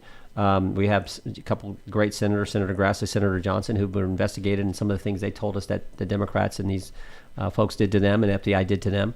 So we think it'll be a good hearing. And then, of course, we have on the second panel, we have Professor Turley, whose op-ed out this week, I think, is really good because he used the term censorship by surrogate. And that's what we have now. You got the pressure from the government without explicitly telling them to do certain things. At least we haven't found that yet, but we may find that. But the pressure from the government and then the censorship from the tech platforms is real. And when you view it in my mind, you view it in this bigger framework of what we've seen the last couple years. I always tell folks, every single right we enjoy under the First Amendment has been assaulted in the last couple of years. Everyone. your right to practice your faith, your right to petition the government, your right to assemble, freedom of press, freedom of speech, speech being the most important. All of them have been attacked by the government. Many of them in relation to COVID and the COVID policies, but a host of other things too. And it's really frightening. You know what was the craziest thing about all that too is even the Third Amendment got violated. Did you see that one? All of them. The Third Amendment, the one that no one knows because no one talks about, is that the government can't put soldiers in your house, right? Because this is back in the Revolutionary period. And then when they did Quartering troops, yeah. the eviction moratorium, effectively created a circumstance in which active duty soldiers who are renting property could not be evicted in violation of the Third Amendment. They violated so much of the Constitution. They woke up the Third. It's amazing and kind of scary at the same time. I still remember, the government told you couldn't go to church. Crazy. I mean, the government said you couldn't come to your own capital that you pay for. I mean, we're here in Capitol Hill now, but you couldn't come to for like a year and a half. Nancy Pelosi wouldn't let you in your capital that you pay for to petition your member of Congress to redress your grievances. And the one I always remember is Jen Psaki standing at the White House in the press room. Now think about it. The White House is considered the center of freedom on the planet. Here's the press secretary to the United States, to the President of the United States in the press room, and she stands there at the podium and she says, most Americans now get their information from social media platforms. We, the Biden administration, are working with social media platforms to limit the information Americans can see. And it was live. And I'm like, did I just see that? This is the press secretary in the White House press briefing room saying she wants to limit the press. I mean, like this is scary. Where they the cheer left for wants it. to go, and they cheer it on. This is what I was saying to Congresswoman Boebert a moment about an hour ago. The way I view this is with the manipulation of social media, the restriction of information to the American people, the Hunter Biden laptop story right before an election being a really prime example of this. They've created what I would describe as a hypoxic portion of the United States. That is, when your brain is deprived of oxygen, you don't know. You don't know. I don't know if you've ever seen these videos, but they're actually quite revealing. They'll put a person in a sealed chamber with a certain level of oxygen, and they'll slowly lower it while asking them to answer basic math questions. Mm-hmm. To the person, they're saying 1 + 1 is 2, 2 + 2 is 4, Schmerble Baba, it is 17, but in their mind, they're saying everything correctly. Really? Then they play back the video for them, and the people are like, what? I was speaking gibberish, yet your brain had no oxygen, so you were slowly shutting down. When they deprive half this country of information, and these people get their news and information from CNN or MSNBC, have both just espoused so much garbage, we have a situation where I would describe it as the left hemisphere of our American consciousness is deprived of oxygen, unaware that it's, for the past 7 or 8 years, been manipulated and just deprived of facts, but it's still voting. So how do we vote to correct a problem when we are facing people who don't know they're facing a problem and they're voting continually to increase that problem, if you know what I mean? No, I get it. We do the best we can. You pray for this great country. You keep with a smile on your face like you guys do. You keep giving the facts and the truth. Ramp up the ballot harvesting. Yeah, and you play under the rules. Like, look, the rules of the game are such that you play under those rules and you do it the best you can. And you play to win. I have a solution. We could free the software code of large social networks right now. Instead of trying to break up the companies, force them once they get to a certain number of users, we treat it as a commons and the software code is proliferated. I think I think Musk is thinking about doing that. I think that's where he may be headed. We could use government force and say, it's like breaking up into monopoly, but I think that would work. And then you federate the networks, and like my version of Twitter and your version of Twitter can see each other. But if I want to ban you on my network, I can. I still have my right as a business owner to ban whoever I want. But that would require a very large cultural shift, and it's difficult. And I have to run, Mr. Poole. Thank you. Hey man, thanks for coming. This is absolutely fantastic. I really do appreciate it. You got to come to Ohio and see the Jordan chickens at some point. Oh yeah, sounds good, man. Thanks, man. All right. We're gonna have Congresswoman Boebert come in. We'll do some super chats. And man, this is, despite the fact that the microphones aren't working, I think it's turning out pretty well, huh? Welcome back, Congresswoman. So we have a plethora of super chats that I'll try to get as many as I can, questions from the audience. And then we have Congresswoman Paulina Luna. Yes, Anna's here. Yes. She's here? Yes, she's here. But All right. We're going to do this for a few minutes, and then we'll bring her in. So I want to find some good questions. Let's see. Here, I want to make sure I'm finding some good super chat questions that are directed specifically for Congresswoman Boebert. Kevin Brady says, "Can you ask Lauren if she still supports praying medic like what she's been doing, but we need a bit of clarity there." I'm not familiar. Praying medic? Yeah, are you familiar with what that is? No. No? Okay, well then. All right then. You know what we probably should do next time is we should pull selects in advance so we can make sure we're Like getting... Joe Biden does. You know, he does his questions in advance. Well, I mean, we have the chats coming in, but it's Yeah, been an hour and a yeah. half. Yeah. So it's like, I'm going to try and scroll through them and find some good ones for Do you you. think that there's an oxygen deficiency in the White House? That's what's going on with Joe? I think, look. If No, you want- I know you want- that answer is way too simple. No, You it's want me to be- cognitive decline. It's yes. You want me to be honest? I don't know how you guys feel about answering this, but I've seen pictures of his hand, which they look like he has IV marks, like they've been giving him intravenous solutions or drugs. And I have to imagine they do. I also am of the opinion that they give him uppers. I don't know if that's He was not talking politically correct for you pretty guys. fast last night at the State of the Union. I mean, so fast he was stumbling over everything and couldn't get it together. I mean, I talk fast like that when I have a big hearing because I just down to 5-hour energy. So I don't know if they're putting those through his veins or what. But my comms team could have fun with that comment tomorrow. Right on. It's actually quite difficult to go through all the super chats in real time to find a good question. I might add. So I'm doing my best. It's mostly people just saying they're big fans, to be completely honest. But let's do this. We have Turtle Drum saying, could you get each guest's thoughts on auditing and or ending the Federal Reserve and also the Ian Carbon stuff? All right. Well, a couple questions in that regard. The Federal Reserve. I mean, what are your thoughts? I think Ron Paul wants to end it or at least audit it. Many people have been trying to audit the Federal Reserve. Right. No, we absolutely have to start with an audit and see where that goes. But I mean, nothing that we're doing financially is working right now. I mean, we're running on monopoly money. So yeah, an audit is a fantastic place to start. And what about abolishing the ATF?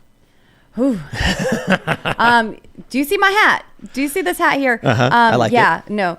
So, I mean, the ATF, I think they need to come before Congress and prove why they should be an agency, why the things that they do that maybe matter. Maybe there's something that they do that matters. I haven't found it yet. But maybe that's sent over to the FBI after, we clean them out. But here's the problem with the ATF.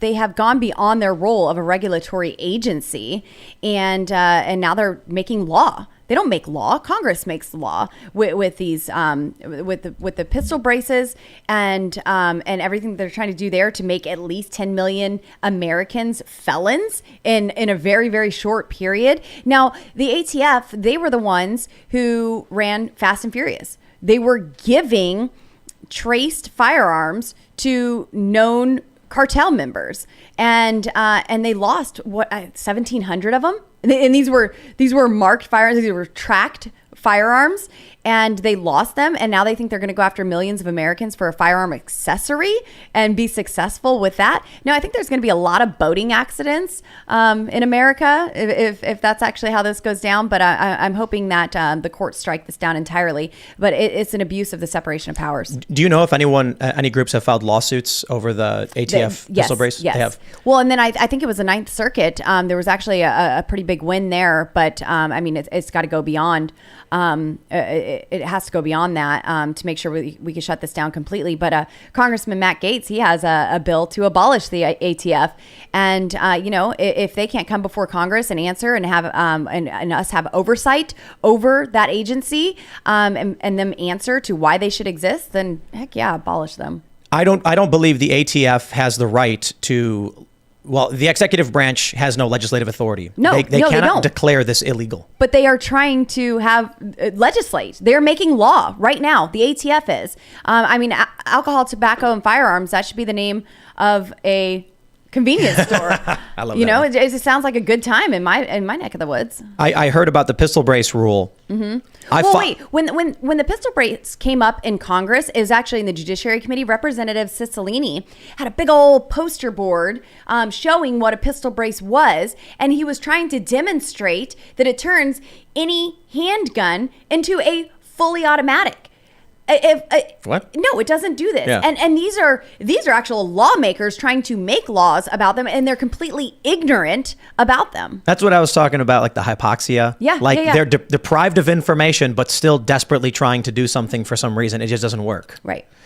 Yeah, this one really pissed me off when I heard this, and a lot of people were pissed off that they just came out and said, "We hereby decree something illegal." Look, Right. we all followed the law as you describe, as it's been described, as it's been for decades, and then abruptly a federal agency just decided it is a criminal offense now. Right. That is not how No. laws are supposed to be passed in this country. Absolutely not. And even if a law like that were passed, I mean, I would hope that we would do everything that we could to get it repealed, to get it out of here. Congressman Matt Gaetz just walked in. We're talking about your bill, abolish the ATF. Right on. Here's one. We got this one from Brand. He says, "Ask Byron and Lauren where they get their jackets." Oh, this one, I'm going to sound so squish. Oh, it's not Patagonia, but it is Lululemon. Oh, is that what someone was really interested in? A lot of the super chats are just saying that they're big fans of everybody who's come in. Byron's the man. Jim Jordan's the man. Yeah. They brought love in the all work my you friends. do. Yeah. We this was cool. Very last minute, your crew reached out and said, "Why don't you come and do it here so we can get everyone on at the same time?" And I was Yes. like, "That sounds like the craziest thing we'll have ever have done." I got a super chat for you. Here we I don't go. know if I got a camera on it. Oh, here we got a different angle. This is great. This is from Bois Haskell, BW Haskell. Amazing show. We need a Timcast IRL with reps from both, in parentheses, all sides of the aisle, and let them have a long, respectful table conversation about the issues. The representatives on tonight displayed great authenticity. Thanks from between LA and San Diego. Thank you, Lauren. Thank you. Cool. That was a good one. Yeah, I agree. Yeah. I said that I wanted to read it because I think that having cross-aisle conversation Right. is the future of politics. No, absolutely. And, that's something that Congressman Matt Gaetz is always a big advocate for. Take the speakers debate. There was dialogue on both sides of the aisle for 4 days in the House chambers, open debate. And it was amazing, engaging with our colleagues. And that's something that I haven't seen in Congress since I've been here until then. We have this real quick. It I gave me hope. want to That's read. the thing. It gave me hope. That those 4 days was like, it inspired hope in me that I haven't felt in relation to our government in so long. It was. Yeah, we got fundamental changes. It was totally worth the wait. Let me read this one for you. EW says, "Lauren, I'm an FFL, and in an audit, I had ATF agents photograph every page of my acquisitions and disbursement logs. We are required to keep of our transfers. This violates regulations. This is enough reason to abolish the ATF. This happens all the time." I'm with you. Bring them in. We're on the oversight committee. Bring them in and make them answer this stuff. And I don't see any reason for ATF. Yeah, I went. But we do have Congresswoman Paulina Luna here, and I would love for her to get some FaceTime here on your show. Absolutely. She's an amazing woman from Florida. Went down and helped her during her campaign. I wanted fighters here with me in Congress, and we got her here. She's You're going a to member of interview the her now, Freedom- like Byron did no, for Jim no, Jordan? I was just talking her up some. This is one of my freedom fighters from the Freedom Caucus, and she and I serve on the Natural Resources Committee together and in the Oversight and Accountability Committee. Yeah, it's an honor and privilege. As you can see, we've been doing a lot of work these last couple of days, and today, especially, Lauren nuked the former Twitter executives on, especially the fact that they found out that obviously you were being suppressed. It was really interesting to see them kind of squirm. But again, we know that this has been taking place for a long time, but I think that the media was really gaslighting conservatives, and I think that they were censoring anyone who really went against their groupthink mentality. Yeah, no. So it was so much fun. The information that you brought out right after I spoke was earth-shattering. This was amazing the way you were drilling these Twitter executives. But I had just found out last night from Twitter staff that I was shadow banned. Obviously we're seeing it. You see your numbers grow, they drop back down. You see the suppression, but there's no real evidence. And we found the date, the time, the tweet, and it was happening. It was real, and it was Mr. Roth that would have had to have reviewed that and approved it, and he said that he didn't know anything about it in committee. I think, all of us who have larger accounts or high profile or doing media or whatever don't want to sound paranoid. When it's like, hey, I tweeted something and no one's retweeting it, you don't want to sound Or cringe. vain. Yeah, like, I know that was fire. Where's everybody at? But then, you come out and you're like, look, I think I'm being shadow banned here. and then people start saying, no, you just suck, then it turns out you're actually being shadow banned. Actually being and you're shadow actually banned. pretty cool. Yeah. But that's what seems to be going on. But here's my frustration, and I want Anna to talk too. I'm going to give her my seat. My frustration was not my account personally. It's the millions of Americans who can't reach out to Elon Musk and his team and say, hey, what actually happened here? Who can't sit in a committee hearing and hold these people accountable. I'm able to do that. That's great. But there's millions of Americans who were completely silenced by the 4 people that we had in the committee room. And, AOC, she put her little tweet that I was there praising God for Elon. And yeah, thank God for Elon Musk. Thank God for him firing those 4 people and purchasing this crime scene, as Thomas Massey said and Jim Jordan reiterated, so he could expose everything that's been going on. But Anna, I want to give you the hot seat here, so I'm going to switch with you. All right. Yeah, just to kind of piggyback off of what Lauren was saying. So I actually had to pull up this graphic to make sure that I'm giving you guys correct information. But what we found out is that Twitter, the executives, and CISA, which was under DHS, so really it was their cybersecurity infrastructure and security agency, was communicating on a private cloud server to actually have people deplatformed, their postings removed. And the interesting thing is that when we were in questioning, Yul Roth and then the rest of the executives pretended like they didn't know about it, and we actually had screenshots from the conversations. Mind you, this was done without any oversight at all. So they were operating in darkness. They were basically suppressing this information from the American people. And what this is known as is a joint state actor. Social media companies, to include Twitter, were in this platform. But to be clear, Facebook was also in it. And so what we uncovered was a pretty big deal today.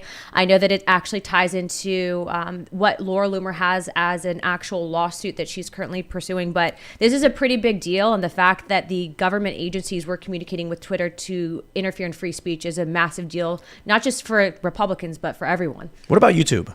As of right now, I haven't been able to fully see what's on the private server, but we do know for a fact that Facebook, to include anything owned by them, so I assume also Instagram, and then also Twitter, was in this private cloud server. And mind you, they were working with left-leaning organizations that were also part of the Election Integrity Partnership, and you can actually find this graphic on my @RepAPL Luna website.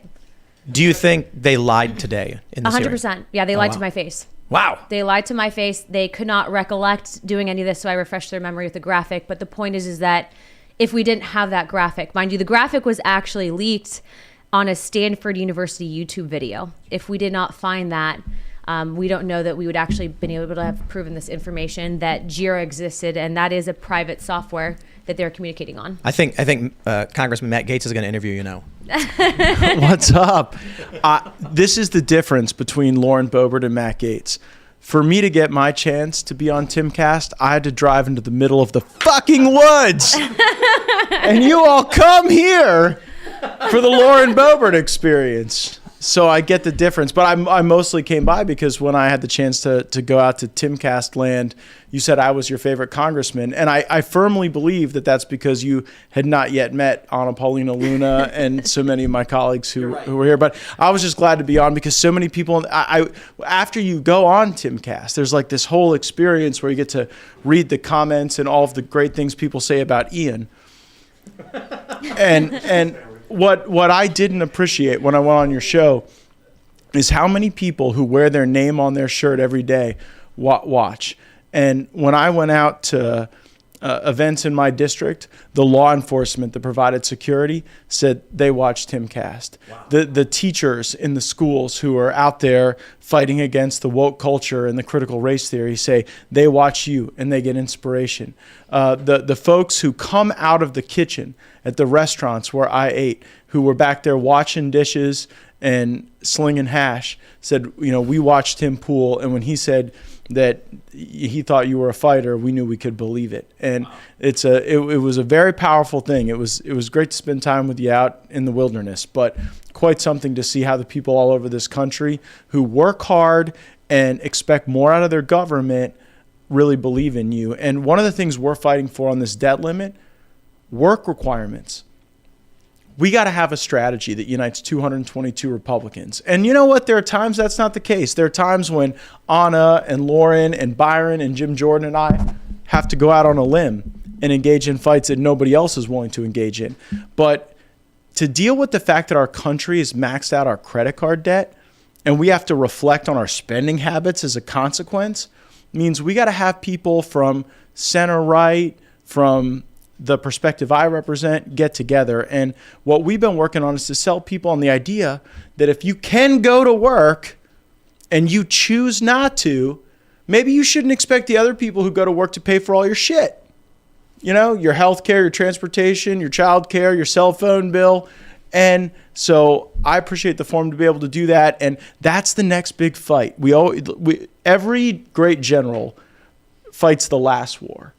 And we got to fight the next one. And the next one is about how we deal with this country's fiscal crisis. And I think there's no greater cause that can unify us than the idea that you should have to make a contribution. And in states like ours, we're Floridians, and we're very proud Floridians. But in Florida, when we tried to seek waivers from the federal government on things like food stamps to do work requirements, the federal government said no over and over again. And if we just unlock the potential for states to be able to pursue these policies, my belief is that under our great federalist system, the ideas that are best will rise to the top, and we'll see them replicated, and we got to create that space. So that's what we're working on here in this building, and good to have you guys here. Right on, man. You guys want to? Yeah, no. To really Matt's credit, and then also with something that happened during the speaker debate is that we actually had gotten a commitment from leadership to ensure that there would be no just blank check spending for the debt ceiling. And I think that's important to note, because when you don't have these discussions and you just simply go along to get along, these things won't get accomplished. So I feel like this Congress, granted, I haven't been serving that long, but I do feel like this Congress is a lot different than others because of that. And so it was an accountability mechanism that needed to happen.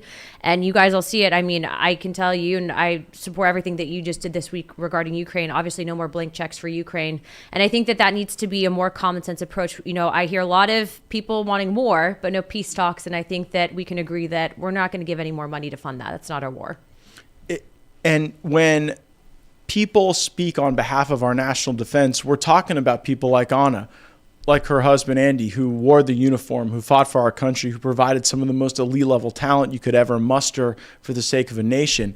And when we talk about having a rational defense budget, we don't for a moment mean that we ought to surrender the high ground to China or limit the tools that our warfighters need. But maybe all this $100 billion we send to Ukraine ought to get a little more scrutiny than we have offered it. And that's what I think can at times unify the populist right and the populist left. And it's a constant theme on your show.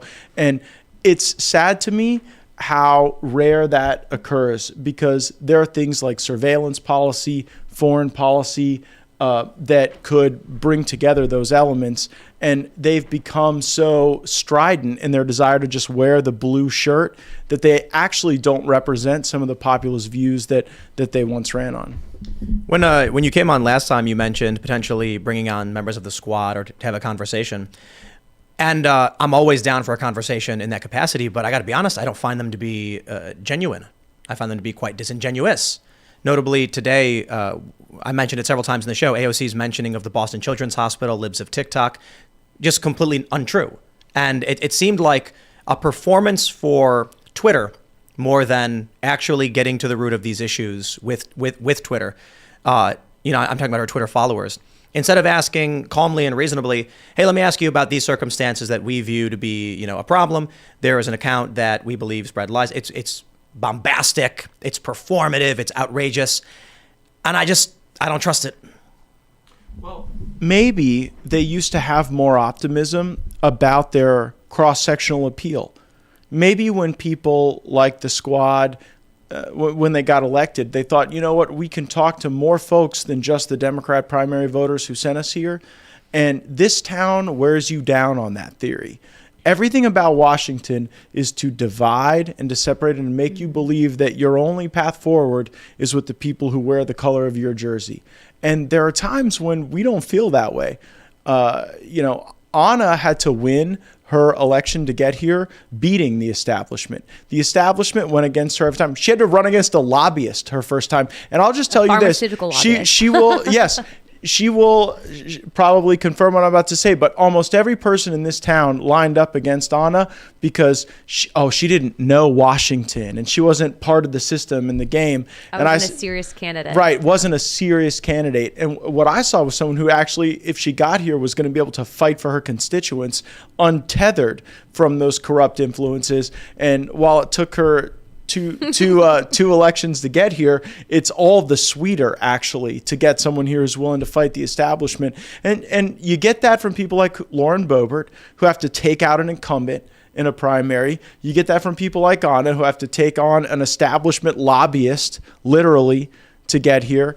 And part of what we fought for in that speaker fight was the opportunity to bring more folks to Washington of those experiences and to not have such a concentrated influence of the uniparty through the PACs and the special interests that no matter which political party, Republican or Democrat, wins, it's always their people. Now we're starting to get some of our people here, and glad you were able to host a number of them tonight. I really want to ask you, Matt, about the Kevin McCarthy stuff. Because he said something recently, correct me if I'm wrong, because I only saw a bit of the Twitter postings, that the officer who shot Ashley Babbitt was just doing her job. He had said previously insinuations about Donald Trump working for Russia, things like that. And, you stood up to the establishment along with many other members of Congress, but, you were loud, you were vocal. It's one of the reasons I said you're my favorite member, because I like seeing someone go to the machine. I cheered for AOC when she beat Crowley back in 2018 because I want to see people tell the machine enough, knock it off. I'm curious now on your thoughts on Speaker McCarthy. He gets elected. He's, he removes Schiff and Swalwell from the Intelligence Committee, which I agree with. I actually agree with your initial argument on Ilhan Omar that removing her simply because she said things you don't like doesn't seem to make sense. But how did you end up going on? You ended up voting for her removal? Yeah, I did. I didn't feel good about it, to be honest with you. I believe that had Ilhan Omar not voted to remove Marjorie Taylor Greene and Paul Gosar from their committees, that she would have found a great deal more support. I think that was ultimately the decision maker, not just for me, but probably for a handful of members, that, if you're going to adopt this terrible paradigm and then you're not willing to live by it, that's actually the swamp. That's actually what we see too often here. And that hypocrisy had to be dealt with in some way. But here's what I know. If the normal rhythm of this place is that every time power changes hands, you got to go nuke some of the loud people on the other side who you don't agree with, it will actually be Lauren Boebert and Paulina Luna and Matt Gaetz who will get nuked next. We have to understand that. And so I hope this ends it. Ultimately, what got me there, look, McCarthy and Hakeem Jeffries both agreed this has to end. And I hope it ends at this standpoint. The Schiff and Swalwell thing is very different because they can be judged based on their acts. They took actions that hurt our country by lying about intelligence. I do not believe that Congresswoman Omar did that. I think she had made comments that upset the various groups of people, and that achieved a critical mass at some point. But sometimes we got to listen to the dissidents, right? Sometimes we have to be thoughtful and introspective and reflective about what people say who don't always align with the traditional dogma of this place. I also, too, though, think that Representative Perry brought a great perspective, which is ultimately why I voted the way that I did, which was, you have to be careful on the speech aspect, right? Because next cycle, if we don't have the gavel, ultimately they might say that something that we said was offensive and wrong and try to remove us from committees. So to be clear, she's still on committees, but she also did something that is really bad, especially when you're on foreign affairs, and that is that she, all kidding aside, basically had engaged in immigration fraud. And so I think that when people are being looked at for their committees, what they bring to the table, I think that that's an important note. Yeah, but by what standard, okay? By what standard? Because there were some news articles, we automatically assume that that's the truth? I mean, there were a lot of news articles about me that were false. Right. And so I have a higher standard for due process than that. We have an ethics committee and we have an ethics rule that says that if you bring discredit on the House by your actions, that then you can be expelled from this institution and that we are ultimately the arbiters of our own membership. And so I don't love the fact that we remove somebody without that due process. I do believe that a number of us got Speaker McCarthy to agree that in the future there has to be some ability for people to appeal and have a potential removal examined more thoroughly. But, there were a lot of Republicans who were waving their pom-poms about that vote. I cast the vote. I do believe on committee membership, the speaker deserves deference. But if this becomes a situation where we cancel people in the Congress on committees based on their perspective on certain things that don't align with the traditional dogma, then I'm probably the next one on the chopping block. So I got a question for both of you. How would you rate Speaker McCarthy's performance thus far? I would give Speaker McCarthy an A.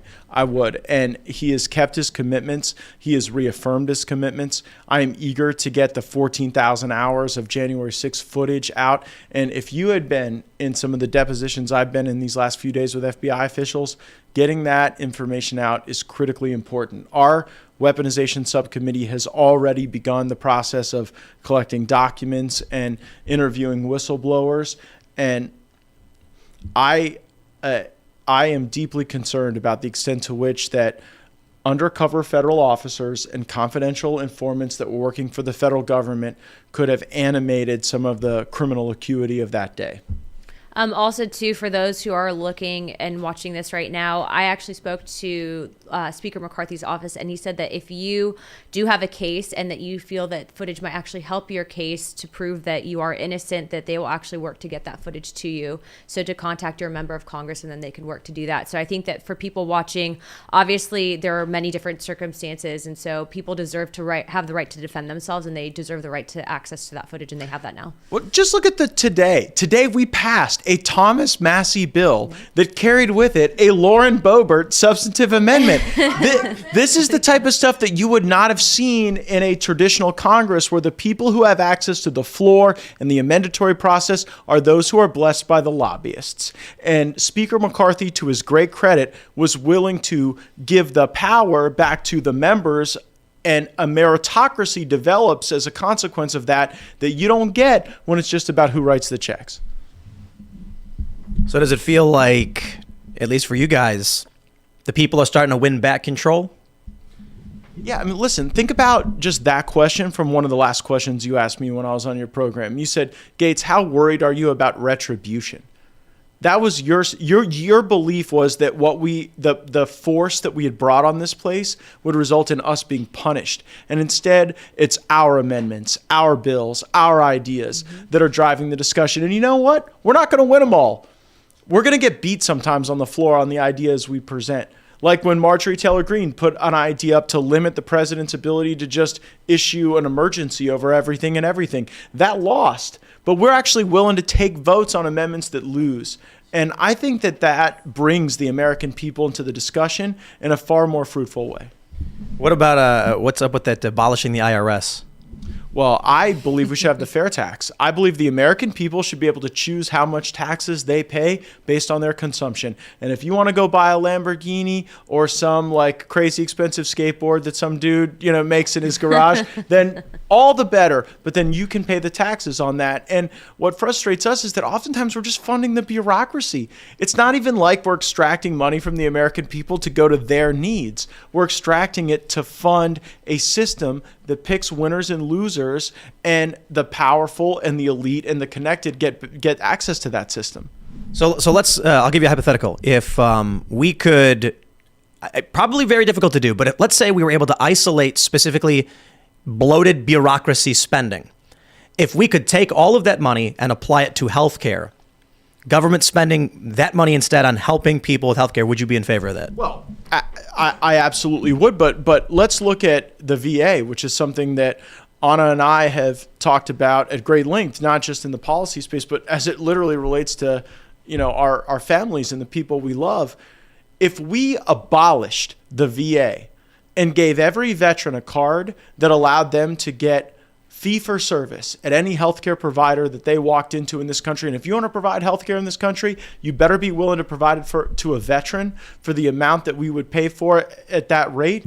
Then you could eliminate the bureaucracy and you could spend all the money that is appropriate to that bureaucracy actually on healthcare for veterans. Yeah, if that was an option today, I guarantee most vets would go that route. And one of the most frustrating things is that, especially during what happened with COVID because of the bureaucracy, a lot of veterans that did need help, especially that had PTSD that needed to talk to doctors, weren't getting the help that they needed. But if we're going to do universal health care, which is the essence of your question, in exchange for bureaucratic inertia and bureaucratic waste, there's no more fruitful space than the VA and no more meritorious a space.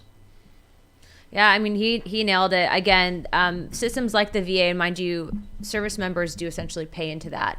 And so that's a friendly reminder to people. A lot of people say, well, the military has socialized healthcare, but we are literally paying back into that system. So for me, from that perspective, I mean, there's so much broken with the VA. President Trump did a lot of good, but there's still so much that needs to be fixed with it. And so anyone that ever advocates for socialized medicine, I'm like, you guys have no idea what you're starting. Oh yeah, I'm also very glad that this time I get to talk to you. My voice actually works. I was like, Matt, thanks for coming. That's what they said. The magic of the last episode was that you couldn't talk and that Ian was giving us brilliant take after brilliant take.